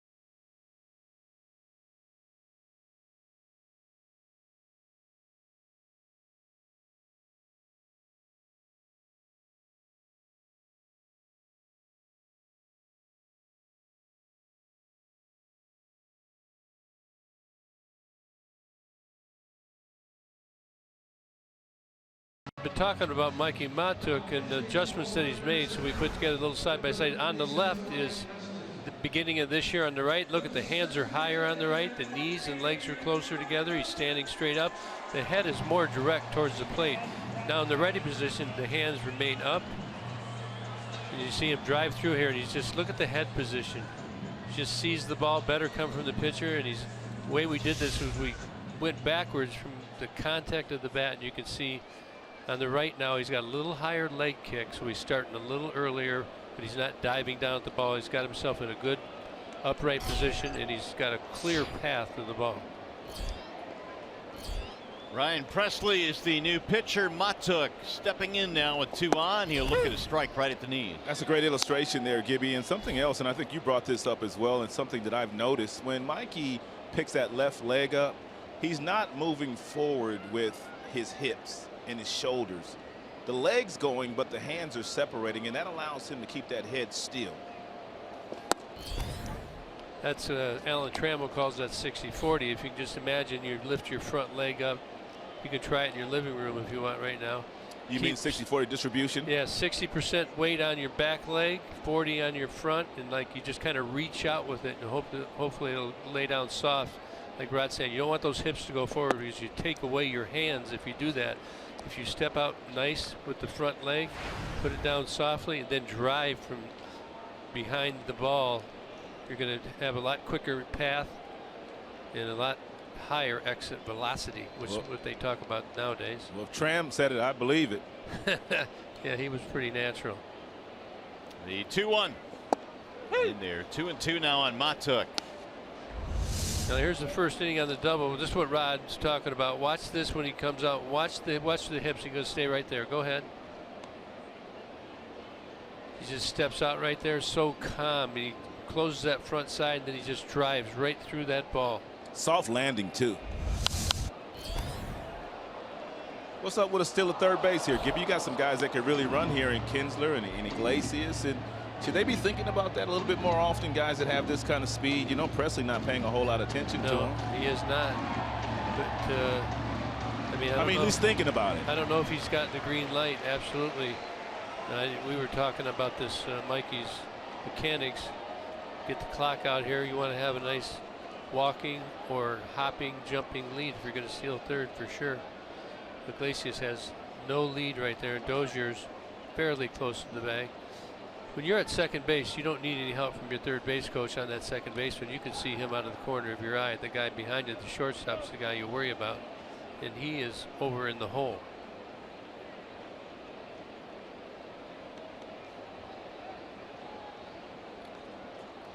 Here's the 2-2.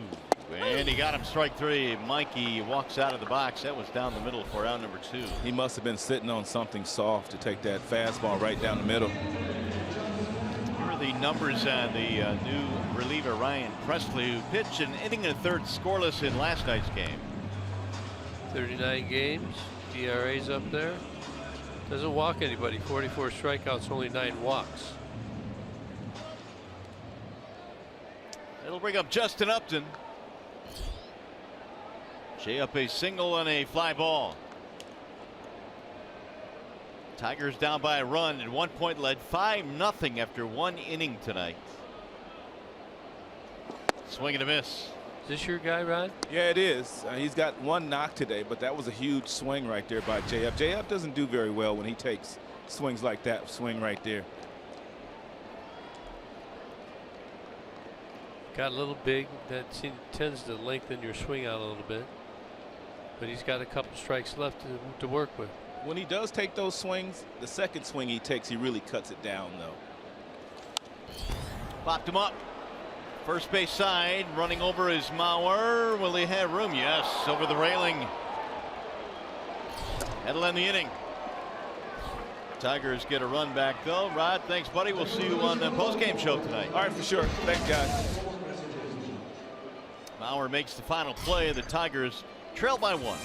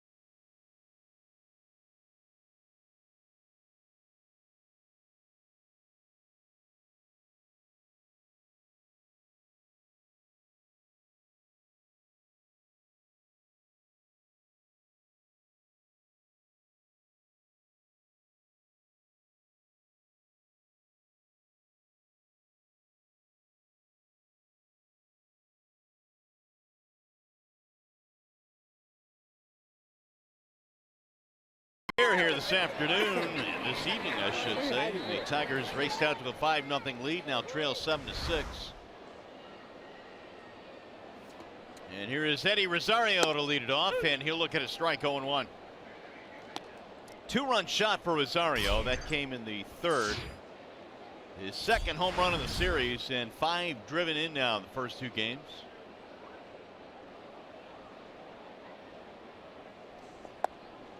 Daniel Stumpf back out there, missing outside. 1 ball, 1 strike. Both teams now going to have to lean on the bullpen tonight. Zimmerman knocked out early, same with Barrios. Pulled on the ground at first, right at Miguel, who knocks it down, and Stumpf will cover. Now Rosario's last at bat, he had the big blow in the 3rd inning that brought the Twins back. Just listen to the dugout when it happened.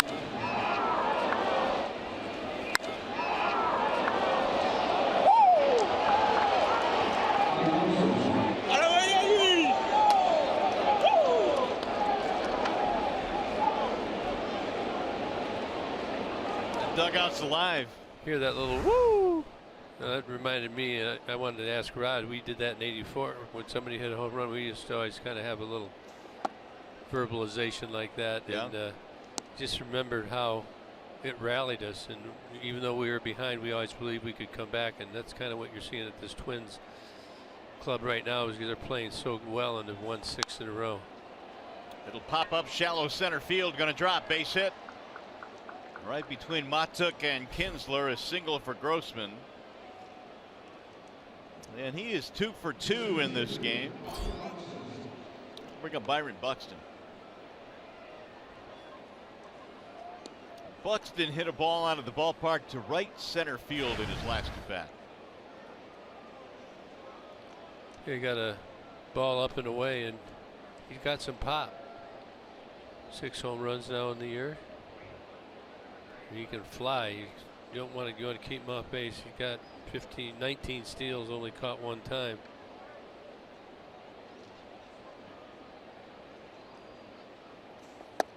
Ball 1 from Stumpf.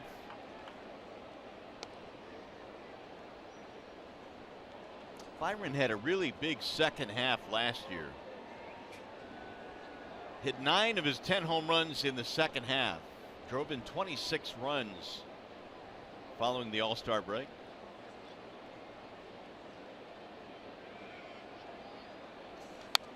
Fouled away. Got a quick bat, you can see that. Just has to make more contact. A lot of young players. It takes you some time to be able to become more consistent at your game. Understand what people are going to try and do to you and trust it. Not overswing. Use your abilities. Good stop by James right there. That home run by Buxton, his first since the 4th of July. He was drafted out of high school and was a fabulous player. In fact, had committed to go to the University of Georgia, but becoming a first-round pick swayed him to professional baseball. 98 strikeouts in less than 300 at bats for Buxton.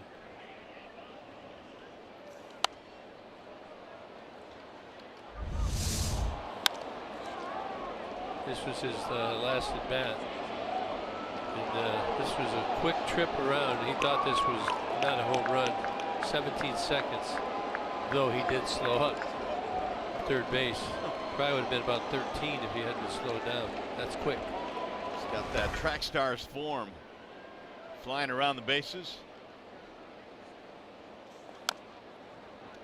Rod and I were talking about this the other night, how players develop at different speeds. He was selected second in the draft that he came out of, right behind Carlos Correa, who got to the big leagues and immediately just started putting up big numbers. Yeah, you never know. Opportunity is one thing, you know. There's different opportunities at different clubs because of where they're at. Maybe they want to rush you. I was rushed. Line to left field. That's going to drop. Base hit. So Buxton is aboard. They're at 2 on now with 1 out. Hey, just a reminder as you enjoy a cold one to look forward to Miller Time later in tonight's game, brought to you by Miller Lite. Twins now have 10 hits. They had 16 hits last night, and they will single you to death. Of the 16 hits last night, 13 of them were singles by the Twins.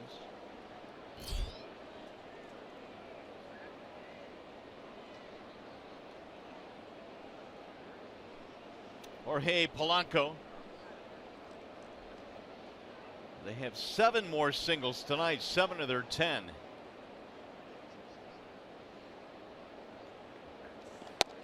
Strike one at Polanco.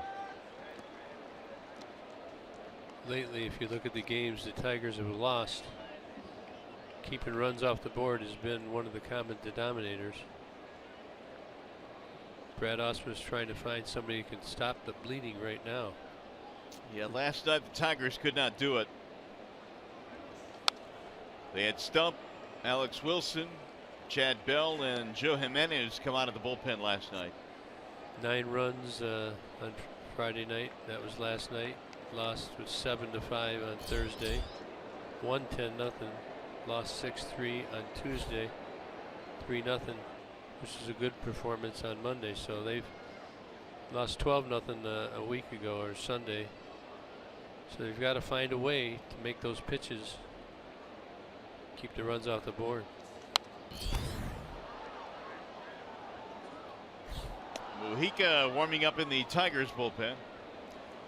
Polanco with a single in his last at bat. There is Dylan G warming up now for Minnesota.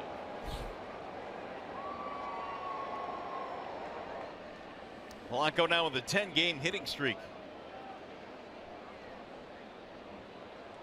This guy's been hot, man. He has hit 500 in that stretch. That'll get back into the seats.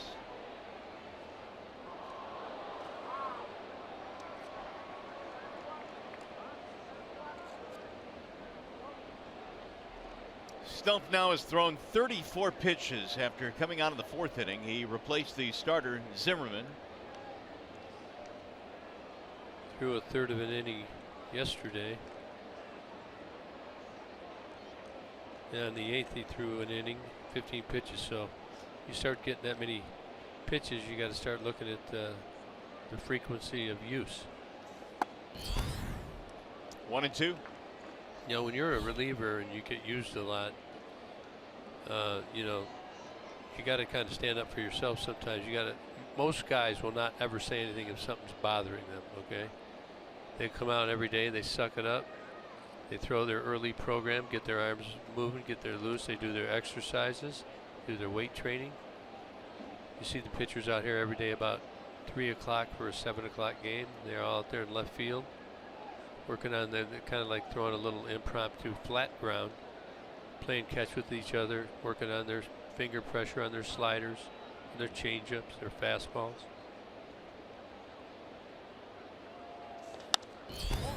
Fly ball right field. It's Presley going back. Catch is made, and the lead runner will move up to third base as Grossman gets up 90 feet. 2 gone.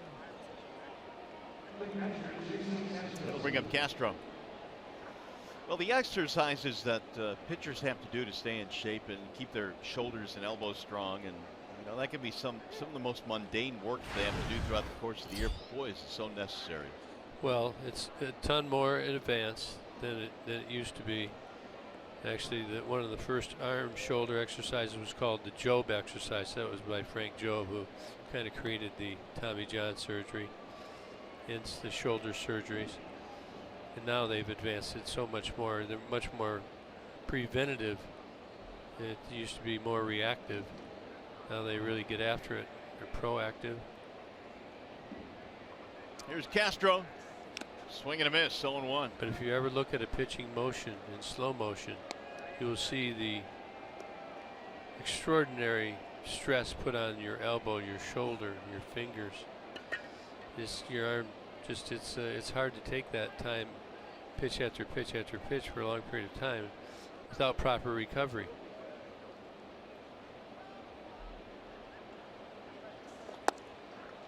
Ball one.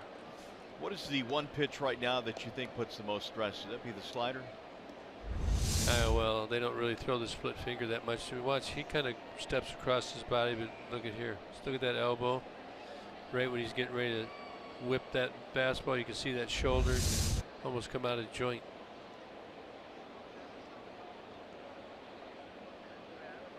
Steps way across his body.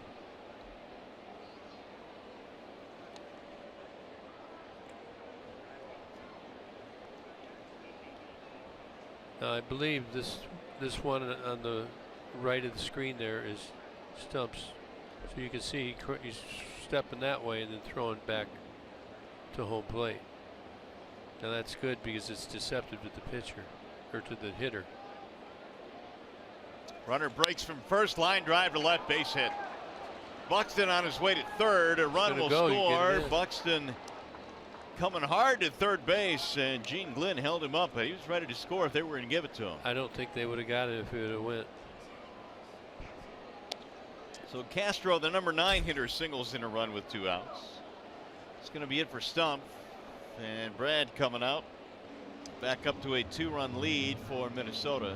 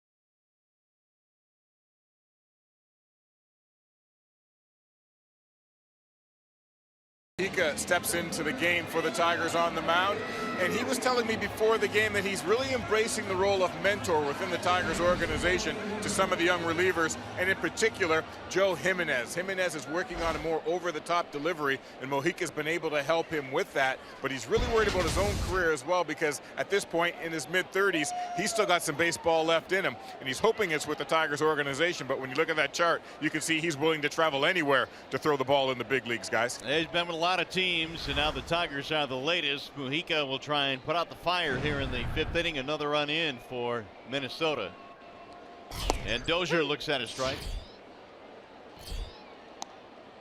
2.54 ERA down at AAA for Mujica. Tigers need to cut this off, cut the lead to 7-6. Twins have scored 1 here in the top of the 5th.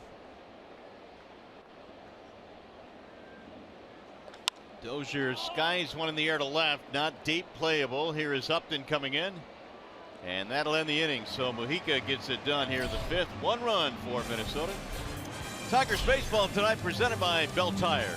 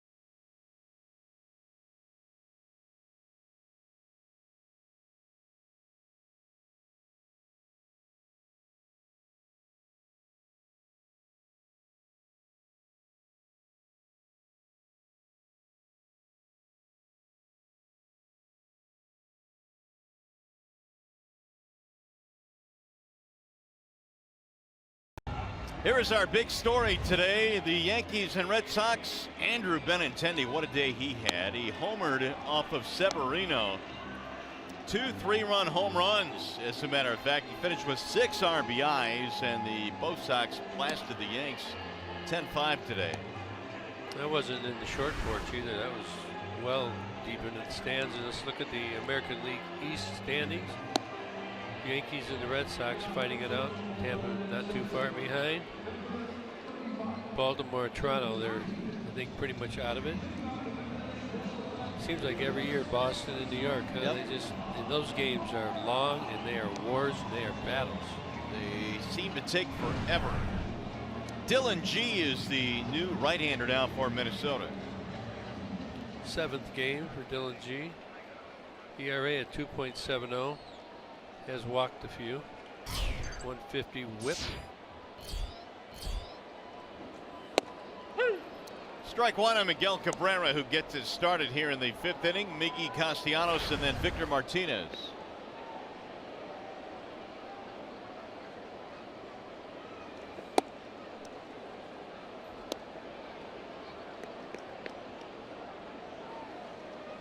Dylan G, former New York Met, was also with the Royals part of last year. Swing and a miss. 83-mile-an-hour off-speed pitch there. Miggy out in front. And he's behind 1-2 now. Cabrera line out, fly out. G working quickly. Little looper into shallow right center. Base hit. Leadoff single for Cabrera. His first hit of the evening. Well, this one he stays back just long enough. Got that length on there. Just serves it right up the middle. Seeing more of that with Miggy.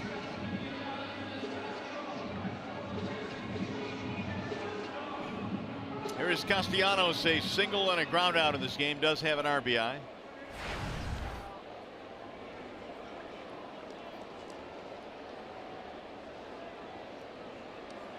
G replacing Presley, who got the final 2 outs in the 4th. Nick, you got to get something up. G is a master at getting the ball on the ground. Got the changeup that he throws, the curveball. Lots of curveballs, lots of changeups. Curveball will be down around 76, 77 miles an hour. Changeup up over 80.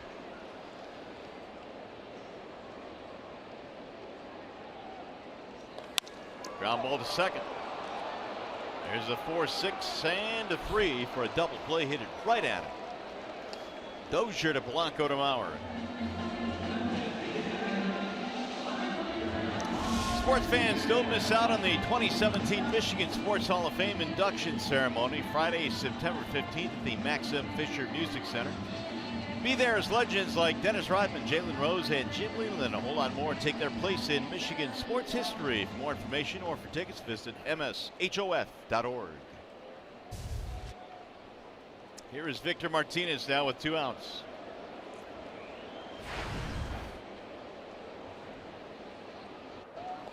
Nemard fouls it away.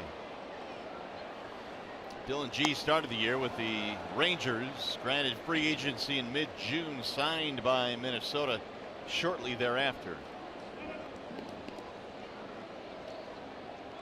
Not a guy with a lot of velocity, but he has all the pitches. 92 on the fastball, 90 to 92. Need to get Victor going. He's really struggled here in August. Probably about as bad a run as he's had. Hardly any production at all. 2 balls, 1 strike. Coming into today, 34 at bats, only 5 hits. No runs, no walks, no home runs. He's just really struggled trying to make adjustments to get back where he belongs. And G missing high, 3-1. Here you can see Victor this month. That's in 10 games. Tigers need him. Need to score a lot of runs. Pitching has not been holding up. Got to swat it out with the other team. Popped him up. Shallow center field. And it's going to be Buxton for the final out of the inning.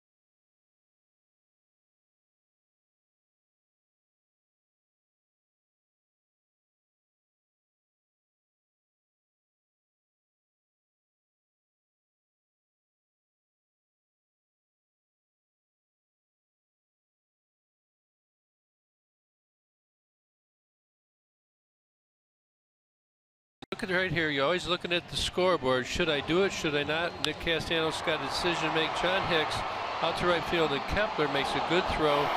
And Nick goes back, gets it back a little late, thinks he's going to make it. He thinks he left early, and he ends up getting cut down. Now he's trying to make things happen, right? Correct. But we're down by 3 runs, and you got to know the scoreboard. That's number one. When a ball is hit and you're on second base with 1 out, you must score. So that means you would go off the base, and if it drops, you must score. That's a general rule. If there's no outs, you always tag. Okay, so he got goofed up in that one, and now he thought he missed the bag, so he went back. You know, you can't make outs in that situation. And there's another play which we're going to try and get to in the game here. And that's going to be a base hit. It's short hop Presley, leadoff man on. Now look at here. This was in the Boston Yankees game. We're going to look at the scoreboard again. It's 5-3. Okay, you got bases loaded, nobody out. And we're going to get Nunez trying to score, or trying to advance to third, and he gets out. Now, is that a worse play with Nick or a better play than Nick? Well, that's a better play than Nick, I think. Because he's trying to get to third. There was no out at the time. Right. He's at third with 1 out. He's trying to, and that would have been, he was the tying run. So, you know, it's just all decision making. Now, Nick Castellanos, I mean, I just use this as an illustration, not that he's trying to screw up. We all screw up in this game, trying to do good things. Okay, he's trying to score a run. And I've talked to him about this several times, and he wants to score. That's what you think about it. And he tagged. He didn't. I guess maybe he anticipated that the ball wasn't going to come into that. But you know, I'm just using the play to illustrate when and when not to try and be aggressive. So now, the bottom line is court awareness, knowing how many outs, what the score is, time of the game.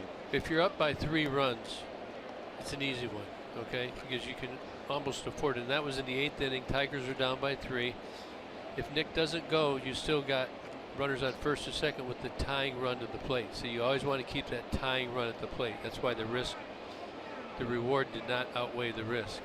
Runner goes, Mauer slaps it foul. Mauer's got, what, 2 steals and not been caught, just doing it just like that. When you're just ignored. Mojica did not even look at him, and he tried to jump and started. Kepler, you mean, down at first. Kepler, I'm sorry.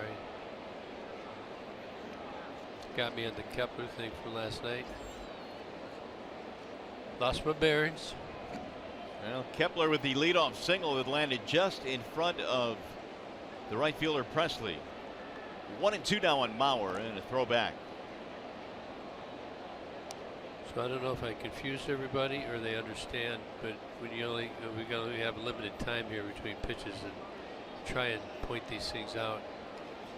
It's not to be critical of the player. It's just to help everybody understand when and when not.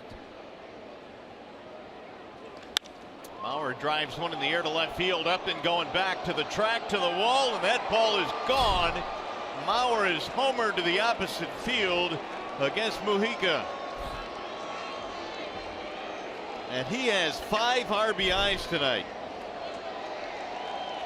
He's been going to that gap all night. This one out of the yard. Only his 6th home run of the year.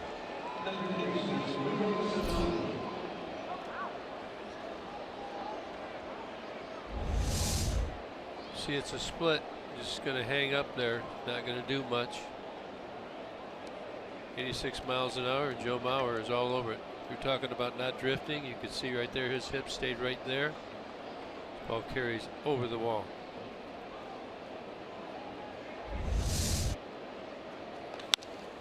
There's a line drive to left, base hit for Miguel Sano, and Mujica has been greeted by 3 hits here in the 6th.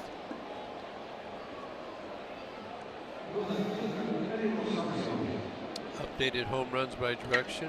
Joe Mauer has not pulled one to right this year. Most of them to left, 2 to center. Single homer is single, and here is Eddie Rosario. It's now 10-6 in favor of the Twins. Yeah, Brad's going to have to get somebody up here. Mujica has thrown quite a bit since he's been up here in August. This is his 5th appearance. Ball 1. Every Twin now has a hit with that single by Sano. And in the first 2 games in the series now, that is 30 hits for this Minnesota offense. Pulled down the right field line. Fair ball. Going to go to the corner. Sano rumbling toward third base. Dug out there by Presley. They're going to hold him. And that's going to be a 2-bagger for Eddie Rosario. 4 straight hits.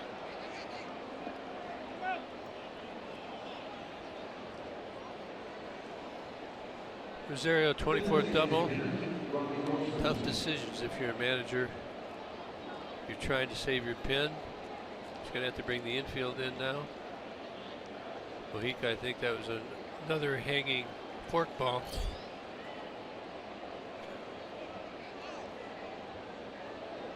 And there's more action as Joe Jimenez warming up.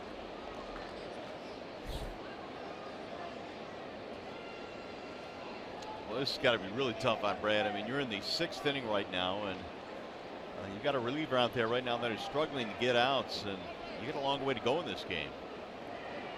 Well, you got to use them, and if you don't have any pitching, you go to the minor leagues and you have to switch somebody out. Grossman the batter, and he'll take ball 1 inside. 2 singles for Grossman in this game. Infield coming in a couple of steps for the Tigers. Still nobody out.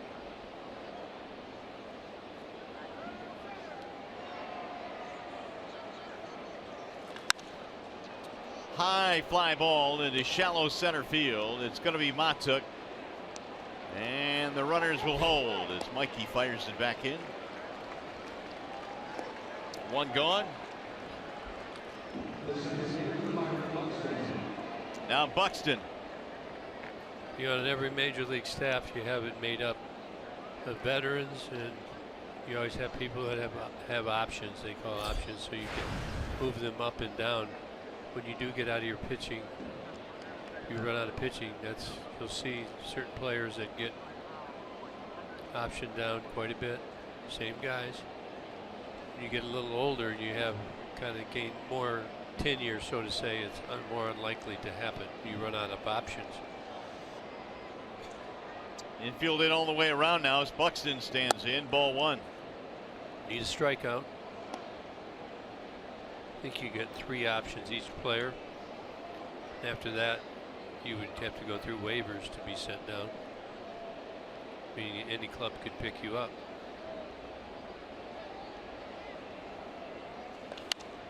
High fly ball left field, up and cruising over. Sano is going to tag. Catch is made. Here comes Sano to the plate. The throw not in time.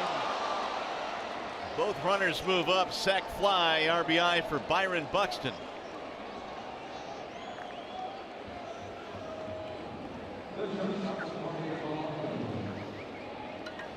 (11-6) now for Minnesota.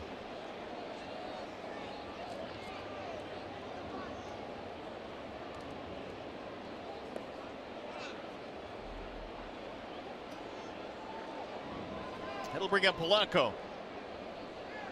A 3-run inning. The Twins have scored in each of the last 4, including a 5-run third. Some of you might be wondering why I'm not saying he should have thrown that ball to third. We had the infield end, meaning you're trying to stop them from scoring. So on that play, you're going to let it go through. Kind of try and cut every run down you can. Down by 5 here in the top of the 6th.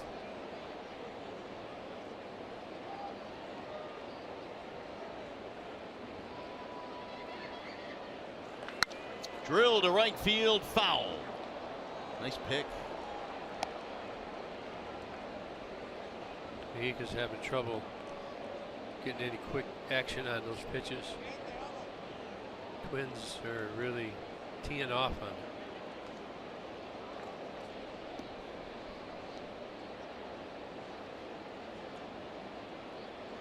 it. 0-2 on Polanco. The Twins now have scored 10 or more runs 7 times this year. And the 0-2 got him. Strike 3 called. That'll end the inning. Good swing back. A 3-run 6th inning for Minnesota.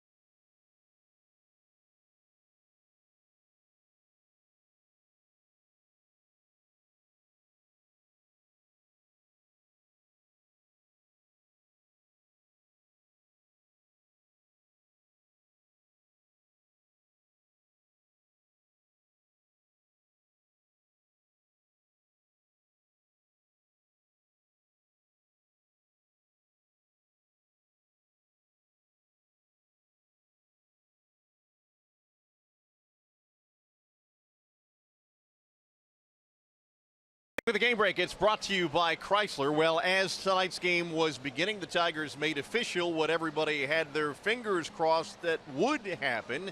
And yes, indeed, Michael Fulmer will start in game 1 of the Tigers' road trip to Texas. He'll be getting the ball on Monday, and we remember well that one of his best starts in his rookie season was last year against the Rangers in Arlington. So Justin Verlander gets pushed back a day. He gets an extra day of rest. Michael Fulmer coming back from the elbow neuritis. The hope is that everything is fine and the tingling sensation in his fingers will have passed and he'll be fine from now through the rest of the season. Mario, Gibby? Yeah, great news, Keith, to see Fulmer going back on the mound and just come right off the DL and go back in there. So I'm a little bit concerned about him, but it's good that he's feeling no tingling, back to normal. Yeah, I watched the language that they used in the description, and I watched Michael since then. You know, you worry about a tear in the UCL joint. Popped up shallow right field and a long run. Who's going to get there? Mauer. Oh man, that's a great play by Joe Mauer. Snow cone didn't held on.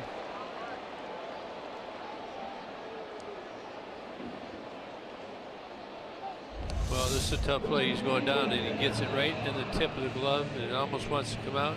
Good concentration. And he snags it. Thought James had a hit there. It would have probably been a double. And it would have been his 3rd hit of the game. Presley now a single and a walk.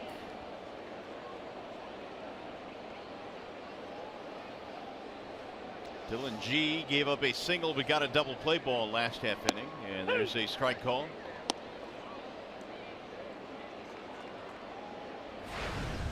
Been watching any of the Little League games on TV? A little bit. Yeah, the Grosse Pointe team doing well. Yeah, Grosse Pointe Woods Shores, they're going to the finals. Who wants this one? Man, Rosario came streaking out of nowhere to make that play. Couple of bloops. Somebody's got to take charge, huh? 2 gone. Good play. Every year, man, that Little League World Series just provides great drama, doesn't it? Yeah, it's like a time those kids will never forget. And see the call off, good communication. You got 3 guys going. Somebody's got to call it. Now we can't hear it up here, but when you see 2 guys peel off and 1 guy come racing in, as Rosario did. Iglesias picked up an RBI with a ground ball in his last at bat, and he looks at a ball outside. That's actually harder than it looks when you're running that fast. If you think if you're running and striding out that far, every time you hit, you maybe hit on your heels more than normal and your eyes are bouncing. So if you're running on the ball, so your feet, your eyes bounce less, correct? Well, I'm just saying, when I was a leaper, so when I would really get full speed like that and accelerating to full speed, my eyes would bounce. So you're seeing the ball, but you're bouncing a little bit. Like some guys are smoother runners, but it was always a hassle for me. It was trouble. For some reason, my glove was made out of metal bucket sometime. Clang. The old frying pan? Yeah. Now, see, I don't think you were as bad as you say you were. Well, I'm not saying I was bad, but I just. Well, you just described yourself as using a frying pan for a glove. There were a few times, trust me. Clank. Carl Yastrzemski hit me a routine fly ball, and I clanked that. It sounded like a pan when it hit my glove. 3-2 on Iglesias. That's talking about Nick learning how to play the sun. Ball was kind of half in the sun, half out. Clank.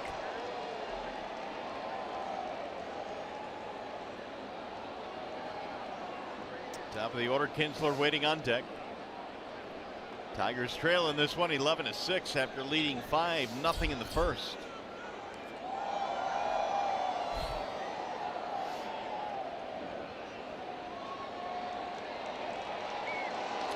Okay, home plate umpire Brian O'Nora had an issue. He's good to go now. Got the wave starting. When's the first year you remember the wave? 80. Early 80s. Would have been 84, wouldn't it? It was about that time. And I don't know who claims that they did the first one. You remember? I don't. Still going strong. I'd like to see the crowd do that when you're down this many runs. As a player, sometimes you just kind of settle in, you know.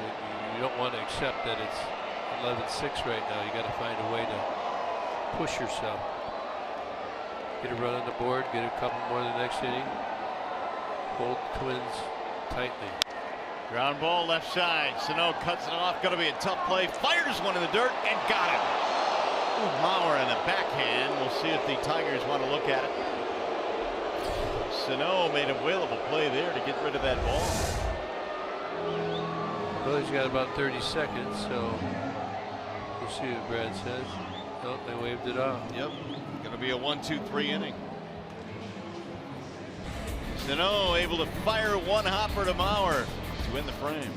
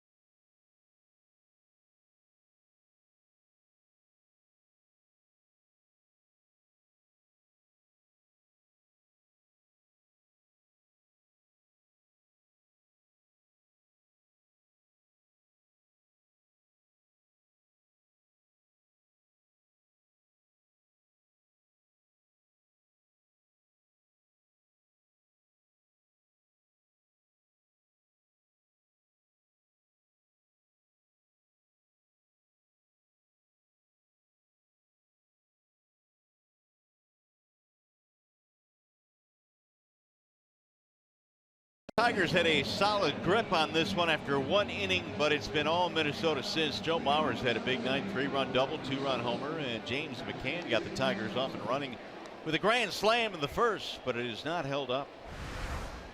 11-6, Tigers go back to the pen now. Wall sign windows change. Joe Jimenez. Yeah, Joe is second stint up here from Toledo. Come back 6 1/3 innings. You can see the ERA is not what everybody expects it to be, but this will be a good experience for him to get into more games for the Tigers. He's got good stuff. He's dominated all the way through the minor leagues.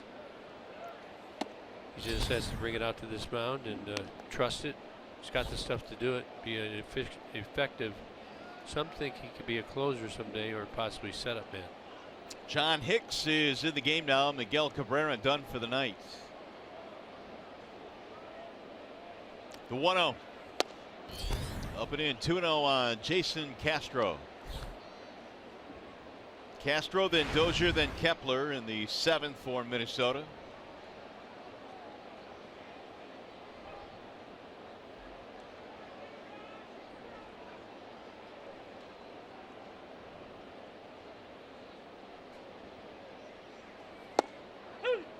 On the outer edge, 2-1.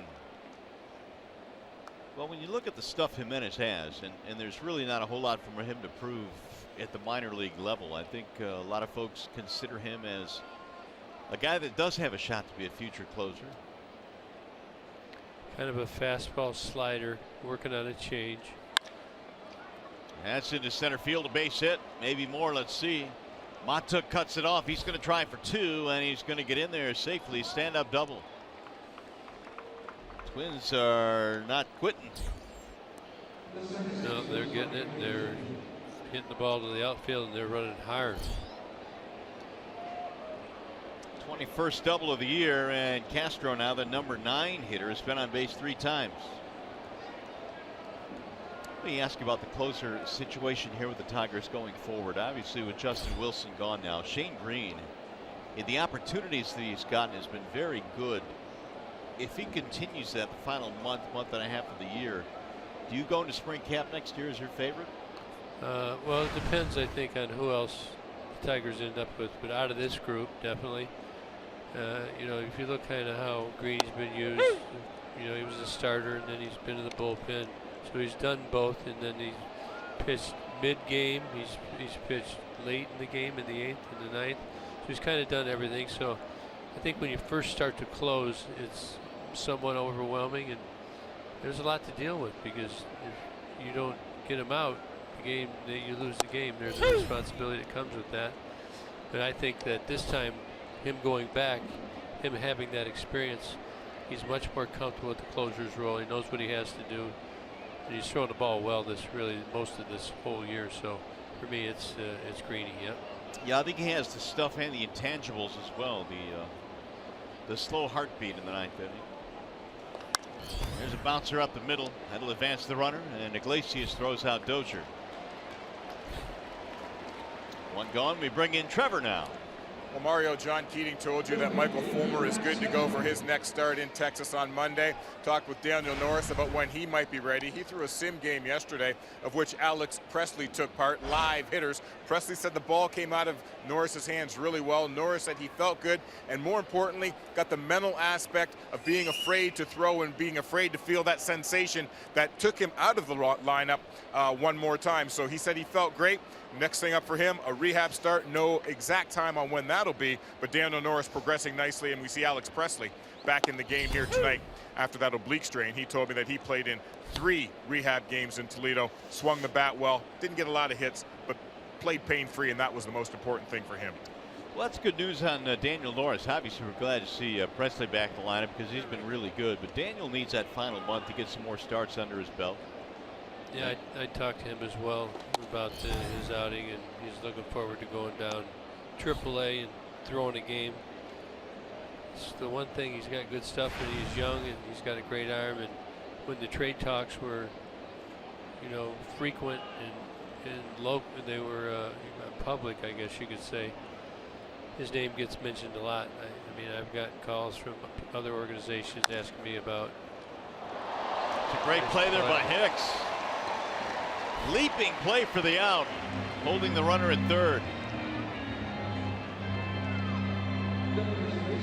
Well, John Hicks comes into the game and gets the ball right on the, look how it hits high, goes up and gets it. And the Twins do not try to advance. Castro stays at third. Good play. That'll bring up Mauer now with 2 outs. He's had a huge night. Double homer, 5 RBIs.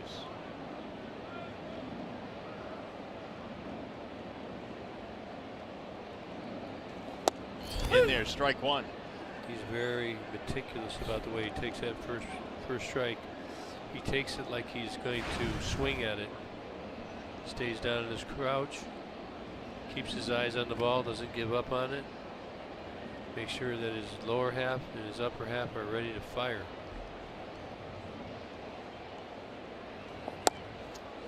You know, when you take that first pitch as much as he does 90% of the time, you've got to have a lot of confidence in hitting behind the count. Yeah, just watch his hands. I mean, he's already got a strike. He's already got a strike. Just watch his hands when he takes it. They go back like they normally would, and then he takes it. You can see he just starts that motion. He does it all the time. Just missed at 95. 1-2 on Mauer. Wade Boggs used to take a lot of pitches, right? And he would do the same thing. He always made sure he moved his hands. You just can't stand there. It's saying, you can say in your mind, I'm going to take it, but you got to take it the way you want to take it.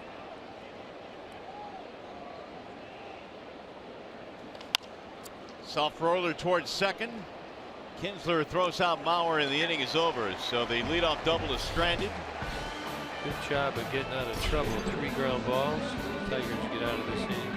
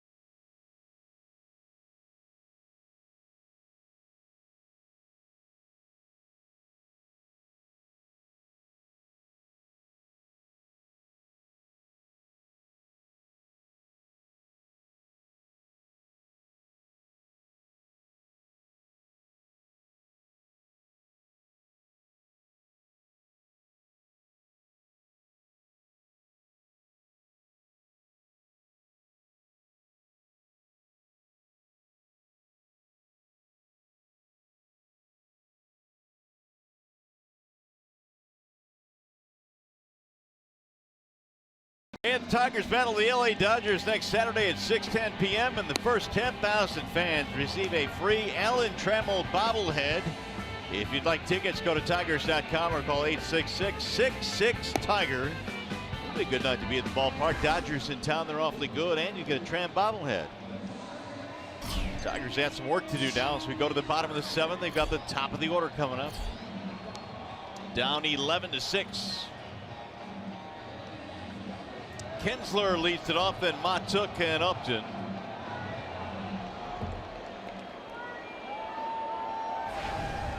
Ian is 0 for 2, is hit by a pitch in his last at bat. That was back in the 4th inning. Looked like it was going to be on the wrist, but it looked like it hit the end of his hand and the bat together.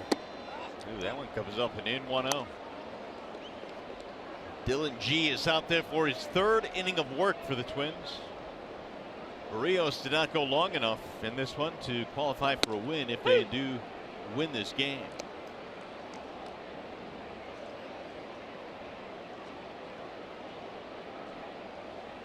Here's the 1-1. 2-1.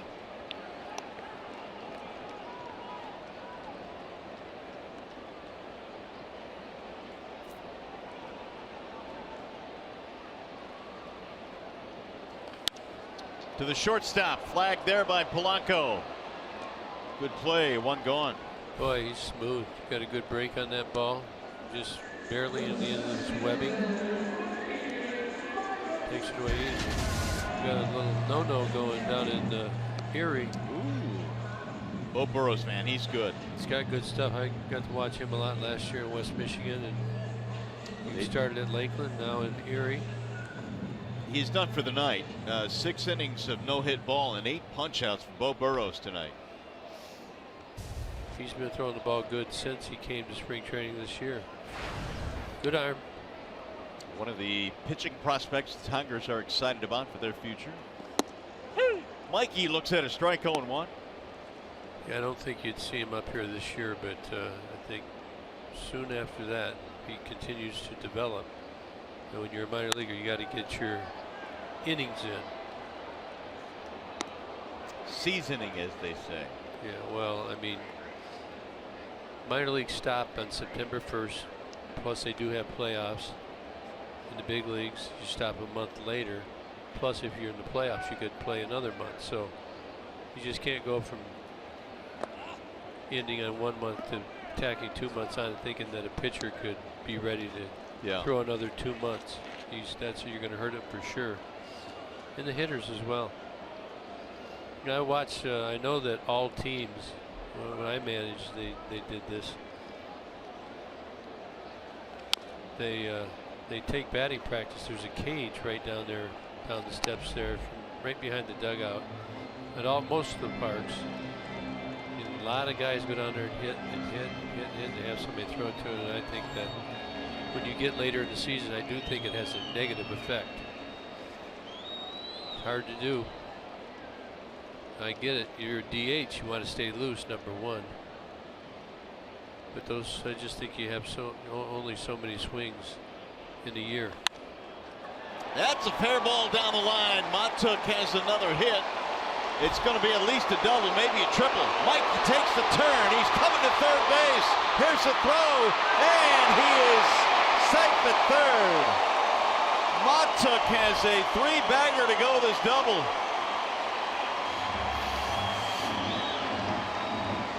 He heard something here?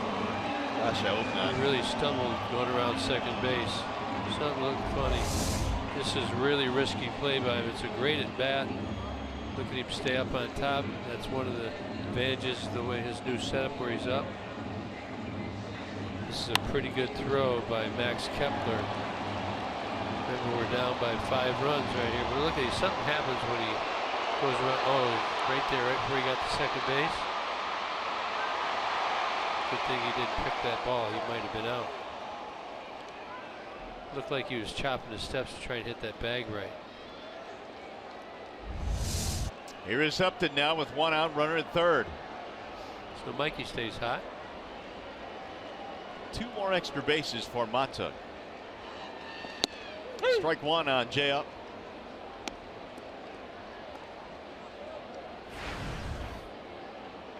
Single in 3 at bats plus a run scored. Tigers have their 8th hit of the game.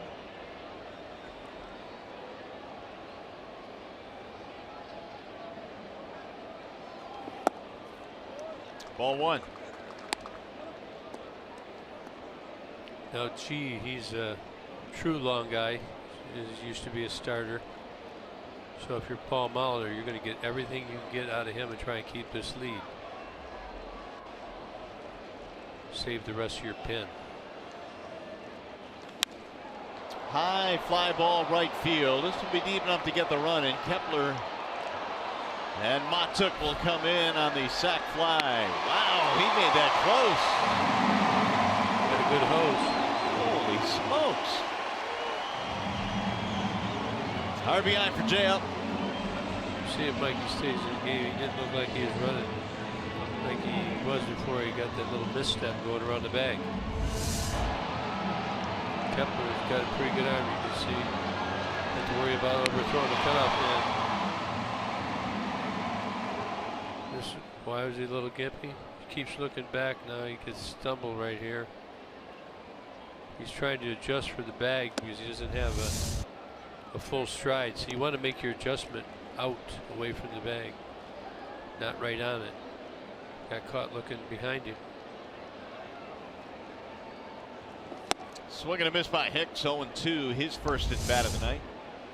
You got to look at that bag, and ooh, he almost missed it. It looked like he rolled his ankle a little bit. Swing and a miss, and Hicks is gone on 3 pitches to end the inning.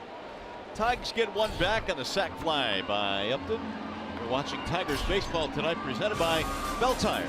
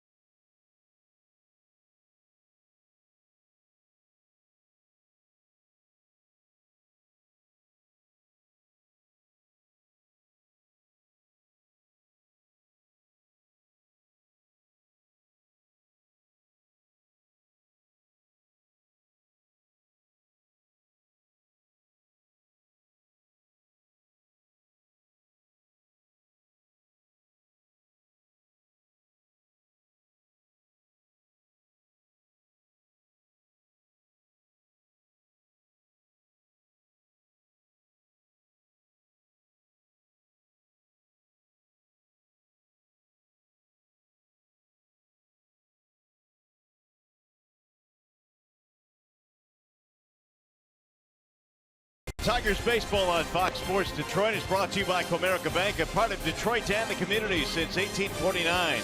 Your Metro Detroit Chevy dealers. Visit ChevyDetroit.com. See why Chevy drives to Motor City. And by Wallside Windows. We can do that. We are the factory. It is 11-7, a slugfest in this one here tonight. Game 2 in the series as we go to the 8th. And Miguel Sano will lead things off for the Twins in the 8th inning. Joe Jimenez back out there for his 2nd inning of work. And Sano looks at a ball outside. Should Jimenez get through tonight, I think he might be down tomorrow. Maybe he could be up for a hitter. So he threw way back on the 9th.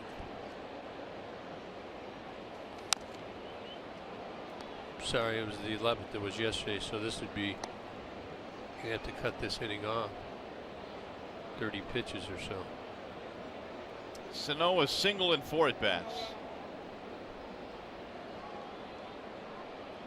And right now a total of 16 thrown by Jimenez. He went up top and he threw it by him in 95.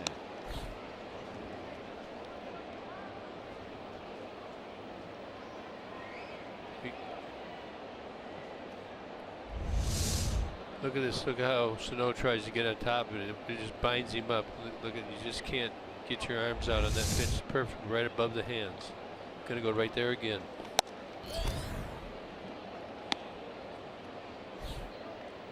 And Jimenez throws mid-90s, maybe a little above, but he must trying to figure out what it is about his delivery that is sneakier and plays up.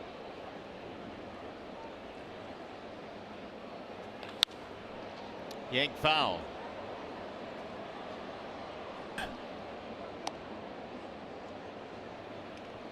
I want to take a look at this pitch here. This is a young kid developing his pitches. Now this is his slider. A little flat. He wants a little more depth than that. That's work in progress. You get out there, you tend to overthrow a little bit. A little better location there, down. You can't spin a curveball or a slider. You got to get the ball out front.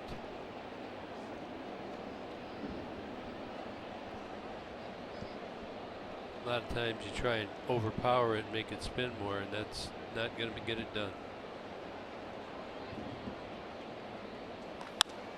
Pulled to left field. It's going to get down a base hit. Upton over to get it and get it back in. Sano thought about trying for 2. He'll put on the brakes. It's another hit for the Twins. 17 hits tonight for Minnesota. So I think that this is the 3rd slider in a row that he threw, and Sano, though he strikes out quite a bit, he ends up staying on this one. We'll have to get better at that in a minute. Here is Eddie Rosario.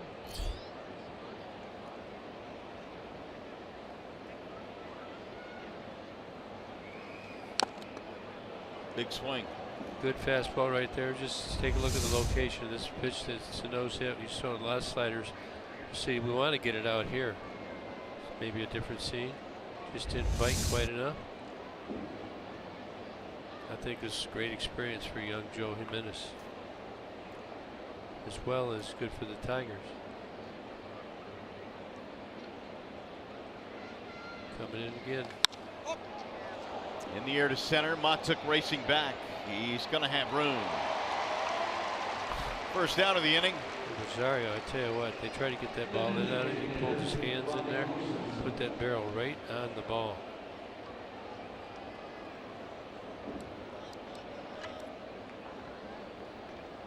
That'll bring up Grossman. Twins tonight are trying to win their 59th game of the year, and if they win this game, they will equal their win total of all of last season. So it's been quite a jump in production this year for Paul Molitor and his club. They made some moves at the trade deadline. They jettisoned a couple players. This might be a double play at 4-6. So he threw it away. And Grossman will go to second. So the inning is still alive.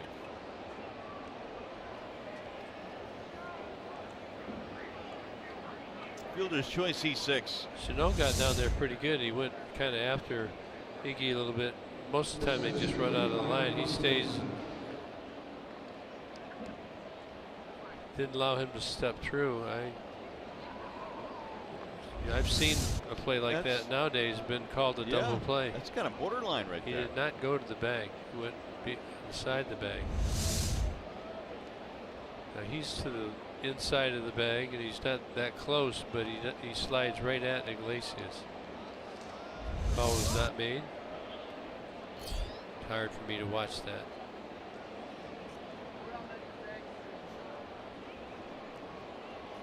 Like the old-fashioned way.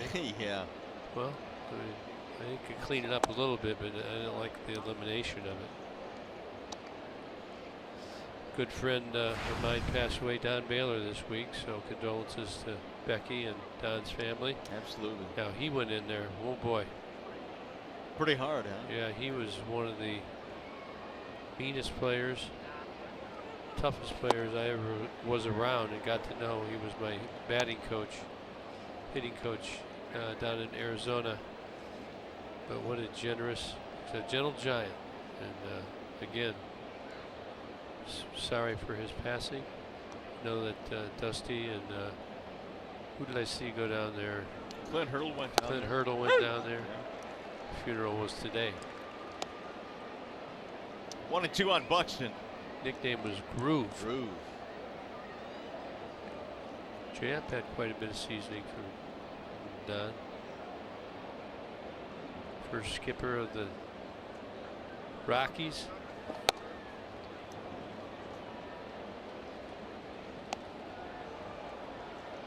2-2 on Buxton. Little overthrow right there by Jimenez.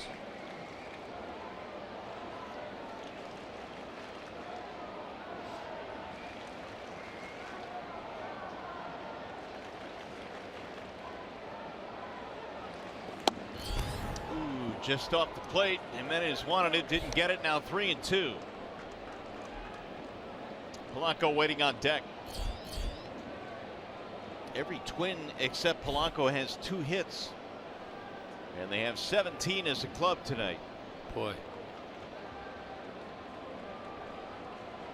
Now the 3-2. Swing and a foul tip into the glove. Strike 3. Inning over, no runs, a single, 1 man left. Here comes the bottom of the 8th.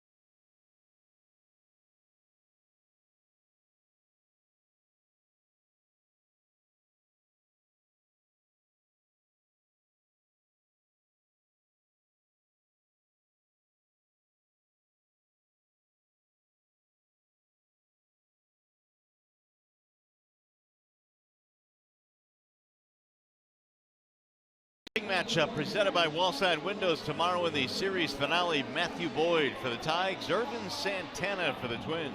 Oh, Matt Boyd is throwing the ball much better since he's getting his secondary pitches together. Although a youngster trying to get his consistency down, and Irvin Santana, he's been around a while. He got a pretty good slider. Pretty good year or two, 12-7 for the Twins. 3.27 ERA. It'll be Castellanos here in the bottom of the 8th to get things rolling. Castellanos, Martinez, and then McCann.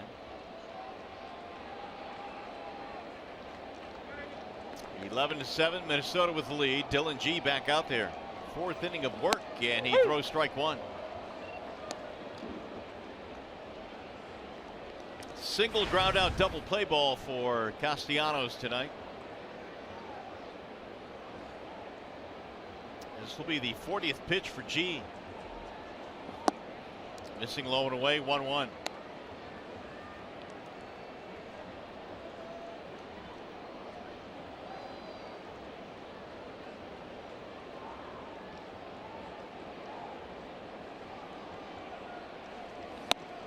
One and 2 on Nick.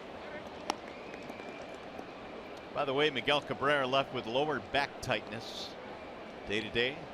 That's why he departed. Hicks playing first base. A lot going on in this game. A lot of standing around, and the games have been long. It's hard to do as a player to stand out there. Miggy's back, I think, has probably been hurting him. Hasn't been 100% on and off throughout this whole year. Ever since when the WBC, remember when he came up with the back stiffness, he'd never admit it. But, you know, at the same time, many seasons you do have that. And you play right through it. So you never know until you try. Everything away to Castellanos.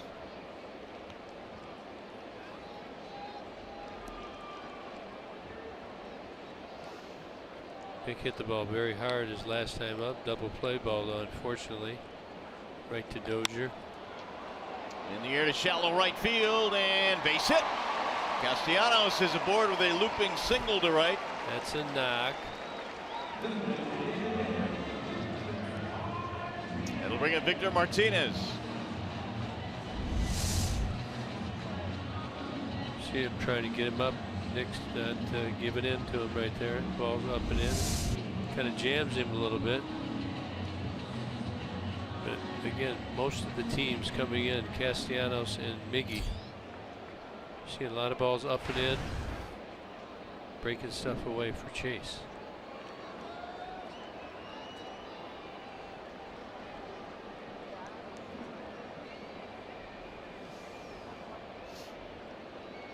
Now Martinez. Did he hold up? Yes. Vimar in this ball game walk, ground out, fly out. Hildenberger threw in the ball game last night, tuning up again.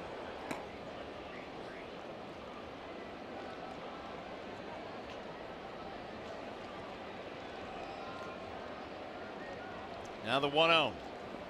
That dives in for a strike. Yeah, G's got 4 pitches. There's Greeny and Chad Bell. Loosen it up. Greeny threw the other day. Like, pitchers need rest, but not for too long. You got to get them in games to keep them sharp. Up top, Victor comes up empty. 1-2.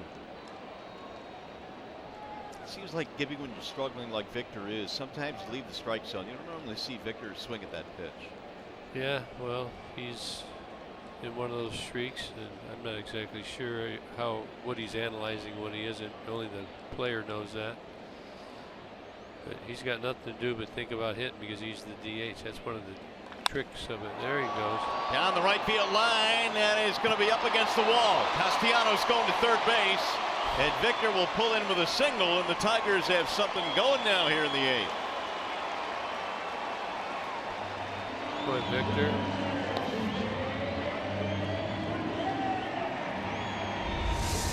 Looks like break the ball down and in. Victor stays right on it.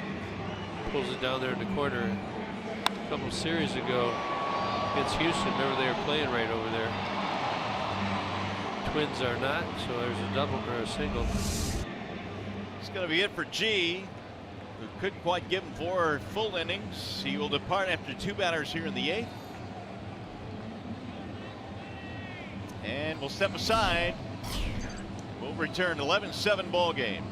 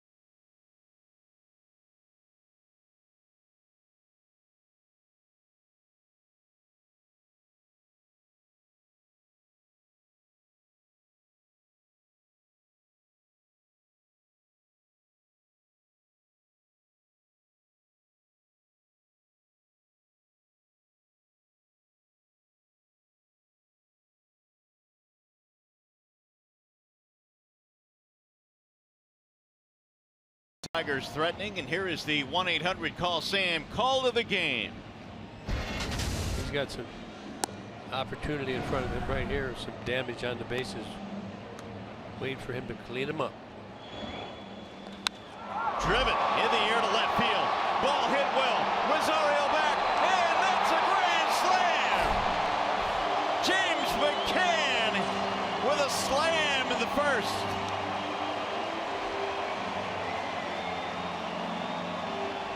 Nice call there, Gibby. Well, you get one now and then. You know, you try 10 times and catch one now and then, but it has not held up so far for the Tigers. Well, here's McCann now as the Tigers have put runners at first and third, and they go back to the bullpen to the Twins. Trevor Hildenberger. Yep, he's 5 appearances of 2 innings or more, not allowing a run in those 5, 7 hits. Fastball, lots of changeups, over 30%, and slider. Bouncing ball left side. Sano, he'll go to second for one, relay to first. He's in time. A double play. Sano kind of checked home plate before he threw to second. We'll see if the Tigers check this one here. Well, McCann thought that he beat it out. Yeah, they're going to look at it.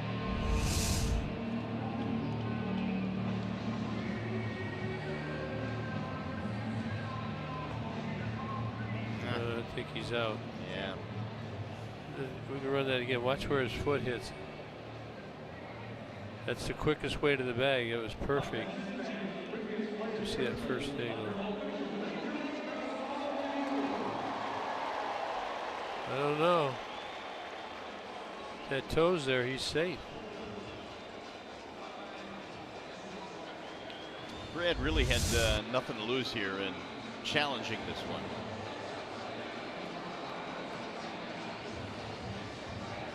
Regardless, Castellanos will score on the play to make it 11-8. Think they ever tell jokes while they're waiting for some of these? Huh? Well, once it goes to New York, the umpires here have nothing to do. Maybe they do tell jokes. Or you talk about he's safe. Look at there. It's a great shot by our crew. Just a matter of whether he touched the bag. It sure looked like he did. First shot, I mean. Here's the call. Safe. Good job by McCann hustling down the line. It's another point, too. Could have been a -1.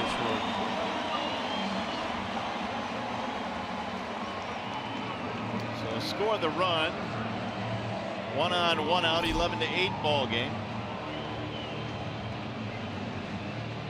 I thought the Sano at third base, he took an extra beat before he delivered that ball to second, and that cost him. Yeah, well, he looked home like he thought he was going to go home, but right. with the lead you have, certainly not. You're going to take the double play. Works good for the Tigers. Here's Presley. Little mistake by the Twins. We'll take it. We'll dive in for a strike 0-1. Mack with 5 RBIs in this game. Of course, 4 of them came on the grand slam. It's a career high 5 RBIs for James.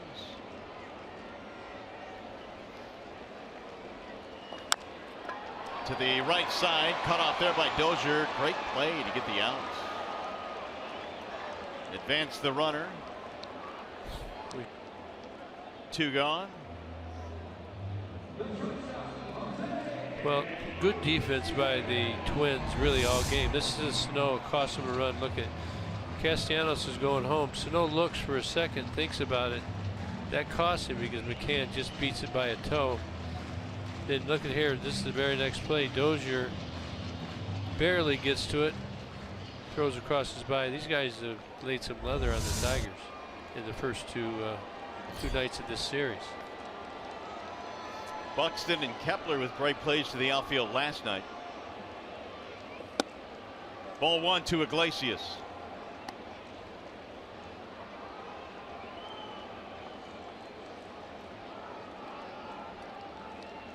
Iggy with an RBI tonight. Fly ball left field. Did he get it all? Yes, it's gone. a one-run ball game.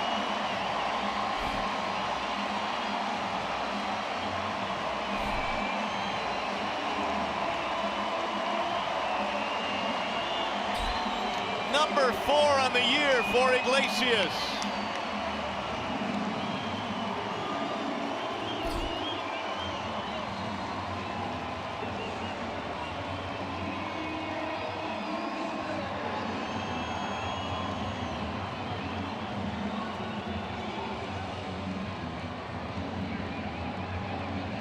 Paul Bollinger's going out to get him.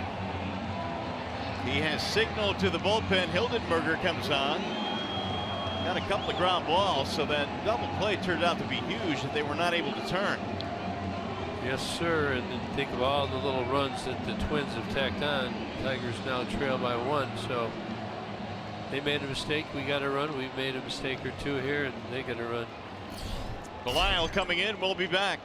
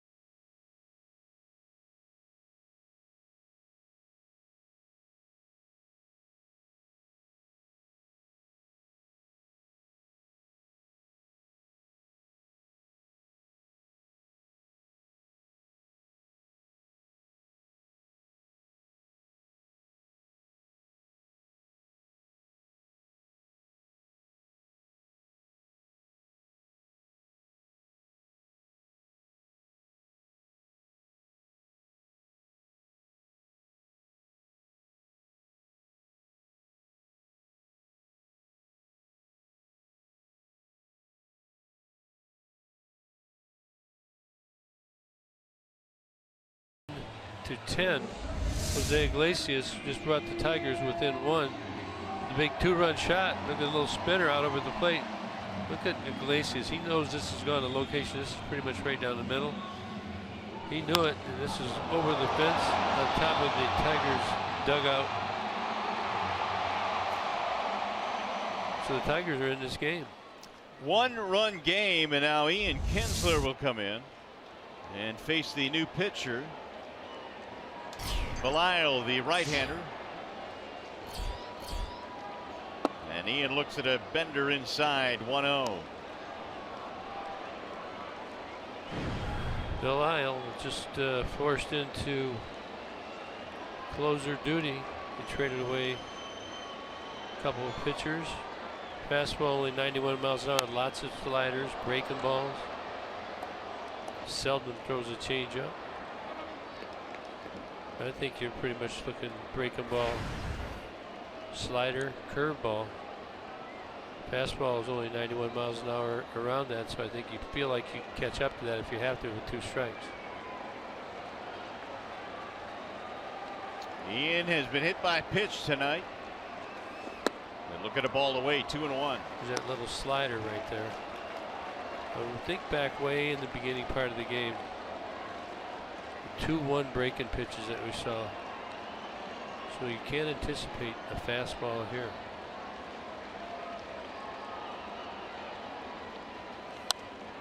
Ooh. 2-2. 87 mile an hour. Matuk waiting on deck. Belisle, the new closer, with Kinsler being traded away. Coming out to try and get it out here in the 8th. The Tigers have put up 3. They're down by 1.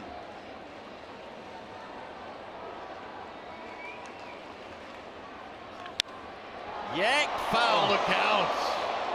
Third base umpire Quinn Walcott hit the deck. He's got a little blood flow there. That almost got him. Now he's smiling about it now. This is real time.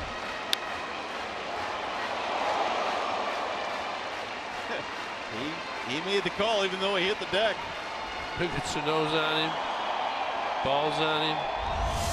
Thought he was going to get drilled, but nothing got him.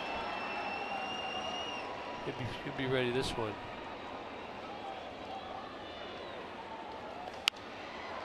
Another soft liner foul down the left field line. Tigers are 5 for 10 with runners in scoring position tonight. Let's get another one out there.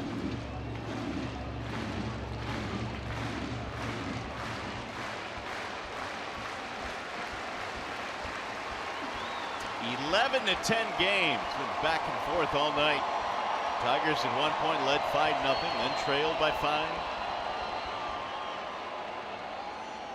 Swing and a miss. He struck him out. Inning over, but the Tigers are more than back in it. Jose Iglesias with a 2-run shot, highlighting a 3-run inning, and it's a 1-run game.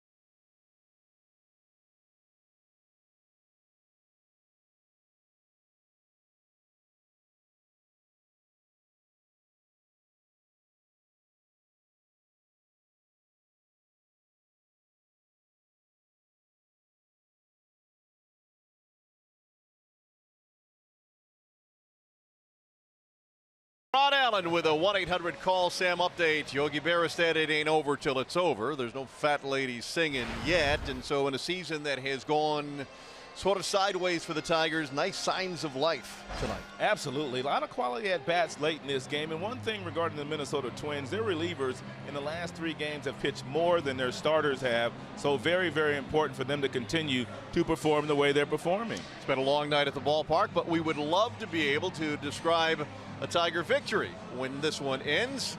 For the finish of it, back we go to Mario and Gibby upstairs, guys. All right, guys, that is the plan. Hopefully the Tigers have a comeback in them. In the meantime, the Twins will face Shane Green now in the top of the 9th. Got Greeny 3 saves in his last 5 outings.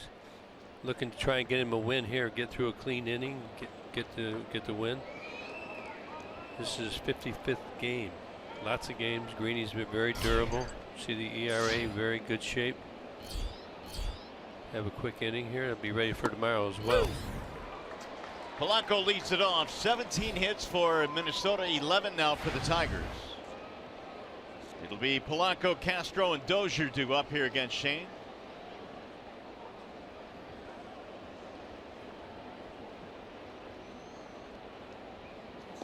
Ooh, man, up top, upstairs at 197.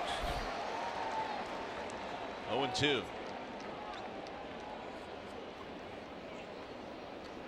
These are up and in. You can't ever, as a hitter, catch up to this. Look at this. It's got some zip on it. 96, 97 miles an hour. See how he tries to bring his hands in. It's not going to work.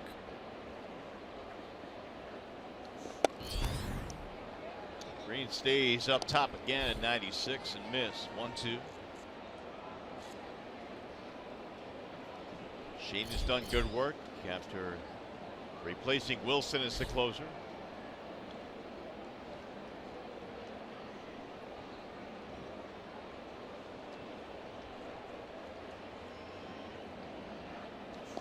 Swing and a miss, and Polanco is retired. Greeny looks sharp tonight. And does he? Make a little cutter right here on the outside part. 90 miles an hour. See the little wrinkle? Looks more like a slider. That's one of the things that pitch up and in does too. It gets you looking in as a hitter, and all of a sudden it's away and you can't catch up. Here is Castro now with 1 out. Single double in this game for Castro plus an RBI, and he drops one in there. A slider strike, 0-1. Over the Tiger side, should we get out of this inning? No damage. Got Matuk, Upton, and Hicks, and Castellanos and Victor Martinez.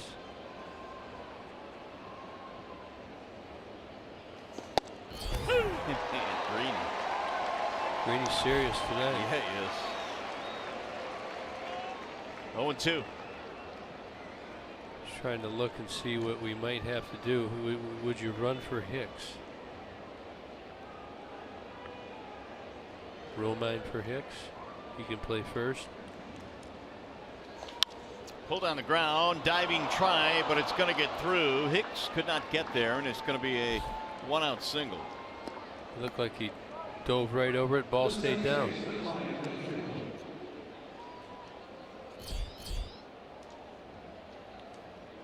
There are the do-ups with Machado and Romine remaining on the bench.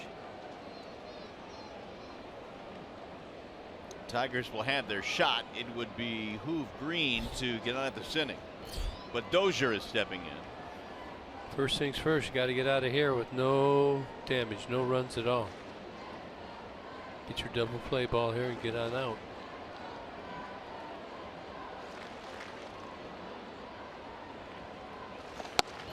Strike one to Dozier.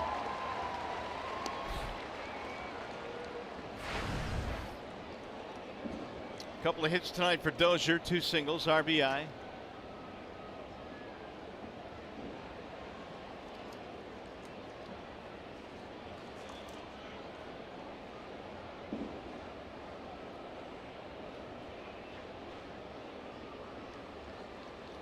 Swing and a miss. You can get a good swing at that at all.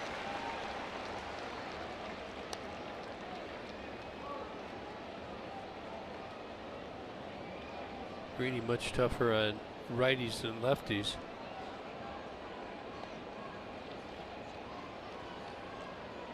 Got a cutter and a slider, and a pretty good run on that fastball, 96 miles an hour.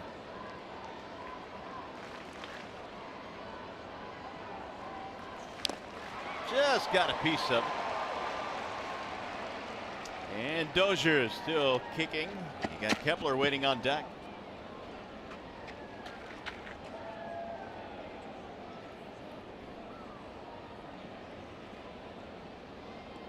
We've had 29 hits between the two teams, 21 runs scored tonight as well.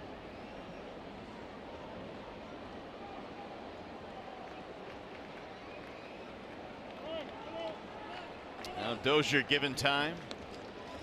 Well, you get Dozier no balls and 2 strikes, so you're trying to get him to expand a little bit so he can hit something off the end of the bat. Looking for the 2 ball.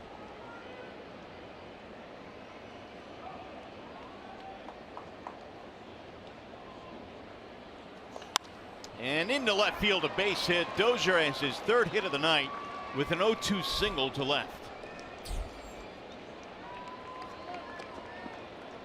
2 on, 1 out. Fans, MLB.com at bat is your #1 mobile app for live Tigers baseball. Stay connected with a fully customizable experience. Tigers home screen icons, app features, as well as game day, live game video highlights, radio broadcast, StatCast news, and more. Download MLB.com at bat today. Tell you, I'd like to see how many ground balls. You just kind of found the hole tonight. A ton. 19 hits, so it's not all of them. Seems like I guess the Tigers have had a few of their own. Kepler on base 3 times, 2 singles, hit by a pitch.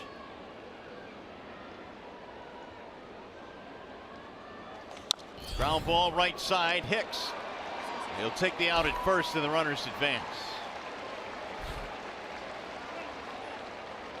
2 gone now for Mauer. No, probably would walk Mauer for Sano. The righty Sano on deck and McCann out to the mound. And the Tigers are way up there in intentional base on balls. But I would not mess with this guy. You almost have to walk him here, don't you? Yeah, I'd go for Sano. He's got all those strikeouts. Tigers are going to try and get him.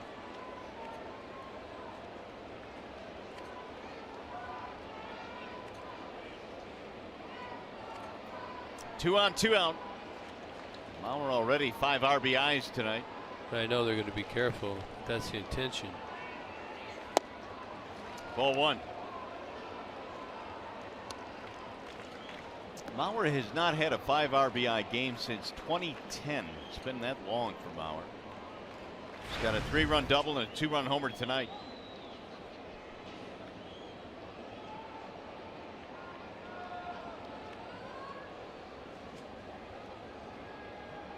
Here's the 1-0. That'll slide in there for a strike. You know Mauer is probably going to take a pitch or 2. It's that last strike where he's so tough. These are big runs out there. You cannot go in there down by any more than 1 run. Way inside, 2-1.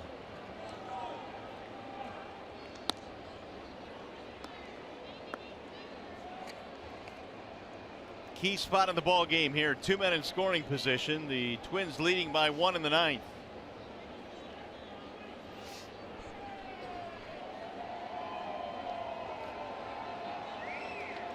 This turned into a nail biter. It was kind of a laugher for both sides at one point tonight. Each team had a 5-run lead. Way inside, and the count goes to 3-1 now on Mauer.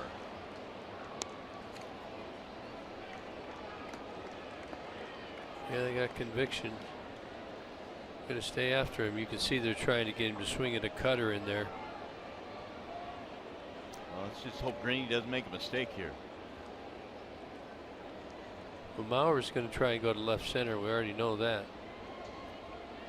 He's been out there, what, 3 times today? He's got a double and a home run out that way.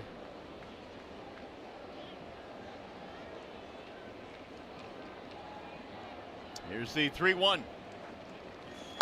There's ball 4, so that's going to load the bases. Yeah, the one thing about it, I mean, Mauer is pretty selective.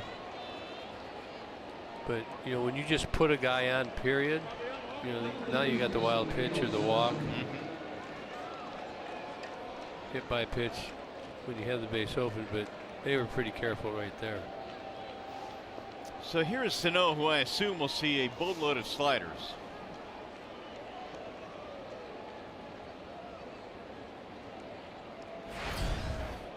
Well, 263, 20 Ks this season versus the Tigers. This is 11 games now. That's including today. He knows what he's going to see. Strike 1. It's a great pitch. Look at there. That's on box track right down there and then down and away. Now you want to get that pitch, and then you're going to start throwing the chase sliders. James McCann's going to have to be on his toes. So if he gets one down there in the dirt, you're going to have to get over in front and block it. Keep his chest directed back towards the playing field.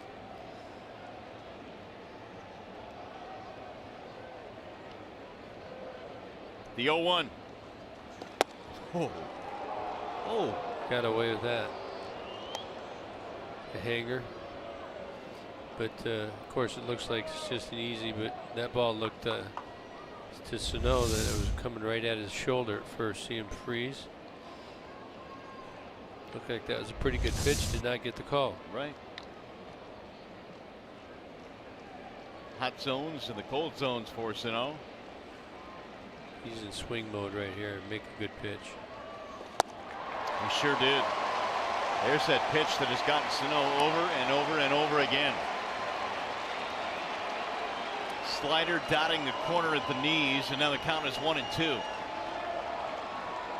Crowd's into it. The 3-run eighth by the Tigers got the crowd back in it. They're loaded up for the Twins.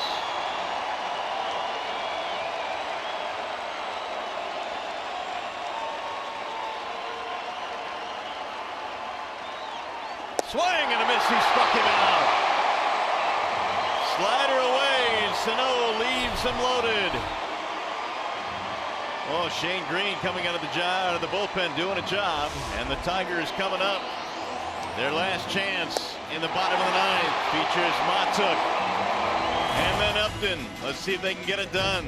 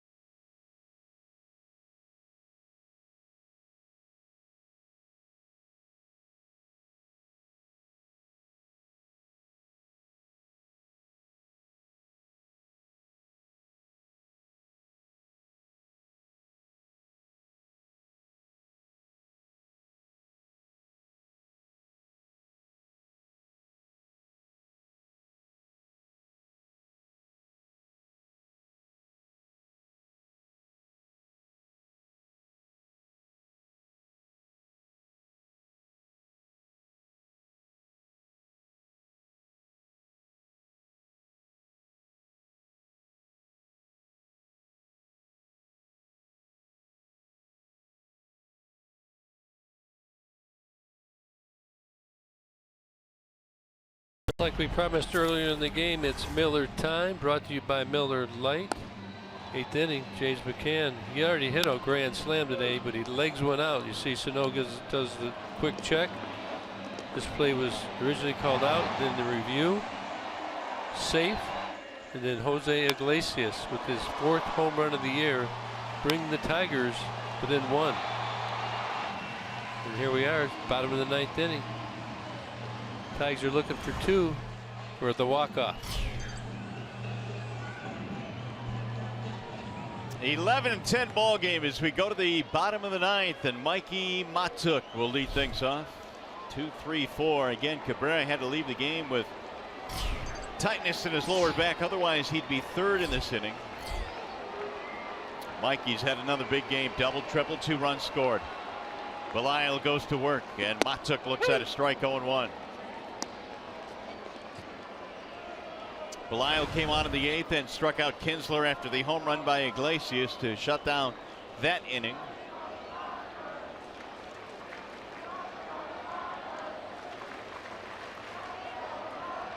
Mikey shoots one towards second, base hit.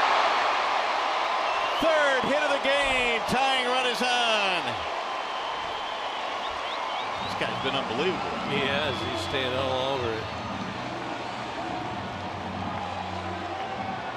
That'll bring up Upton. Ball's breaking away. Look at, he stays on it. Mikey does. We showed you the side by side. Doesn't pull off like he was earlier in the year. Single, double, triple for Mikey. Here is Upton. And the crowd coming to life. You got this hole. He's hitting a lot right through there. Stay within yourself, J.Up. Ball one. 1:32 in the time. It's doable.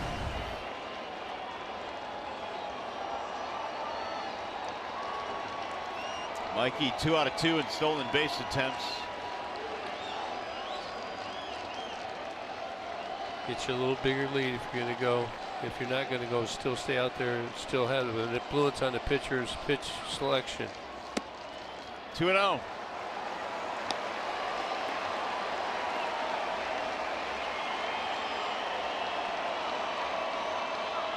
Hicks waiting on deck.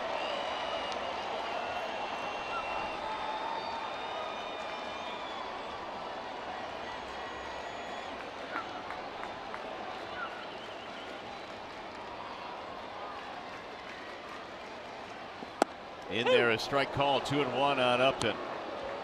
You notice Belle right there when he got behind 2-0, he did a little higher leg kick. Wanted to make sure he didn't rush through a strike. Belial, 37 years old, has been in the big league since 2003. Swung on and belted way back, and a walk-off for Upton.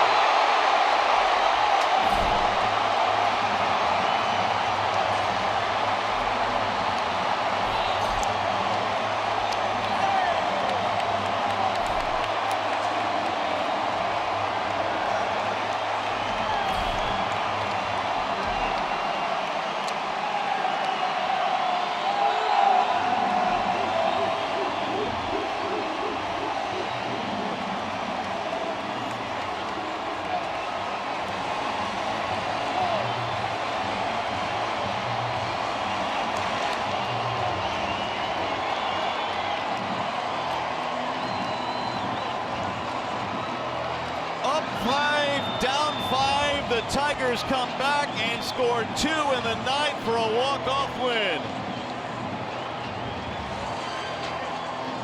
Boy, J.Up's been doing it all year, and he comes through again. Wow. You can stand and watch that, J.Up. And let's send it down, and Trevor Thompson standing by with J.Up. You never know what you're going to see at a ballpark, obviously, and today you saw the Tigers up 5, down 5, and then a walk-off winner by Justin Upton in the bottom of the 9th, a 2-run shot. For a guy like yourself in a moment like this, what does this feel like? You've got to calm yourself down and take the at bat, but you know, this was fun. It was a fun game.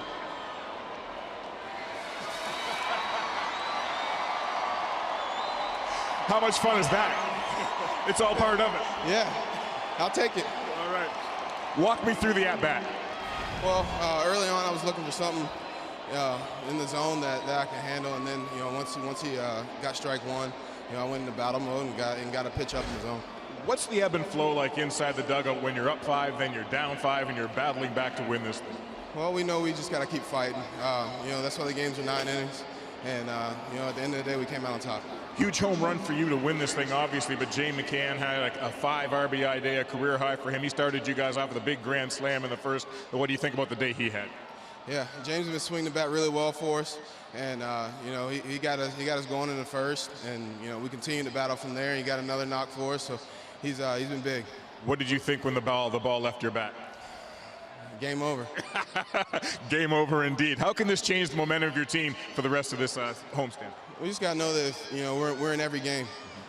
You know we're in every game, and if we keep fighting, then we can win any ball game. So I hope the guys take this one in. Justin, congrats on a big night for you and the guys. Thank you. All right, there is Justin Upton, a walk-off winner for the Tigers, who even up this series at 1 game apiece with the Twins heading into the rubber match tomorrow afternoon. John Keating, take us away. All right, Trev, thanks. At least for a night, this one feels really, really good. Jay up and away. You just heard from him there. It was back and forth all night long, and it didn't look so good, and then all of a sudden it did. And Mikey Matuk gets on base in the 9th inning, and that makes something happen. And Brad Ausmus has to be absolutely delighted. You'll hear his post-game thoughts when Tigers Live comes your way in just a few moments here on Fox Sports Detroit.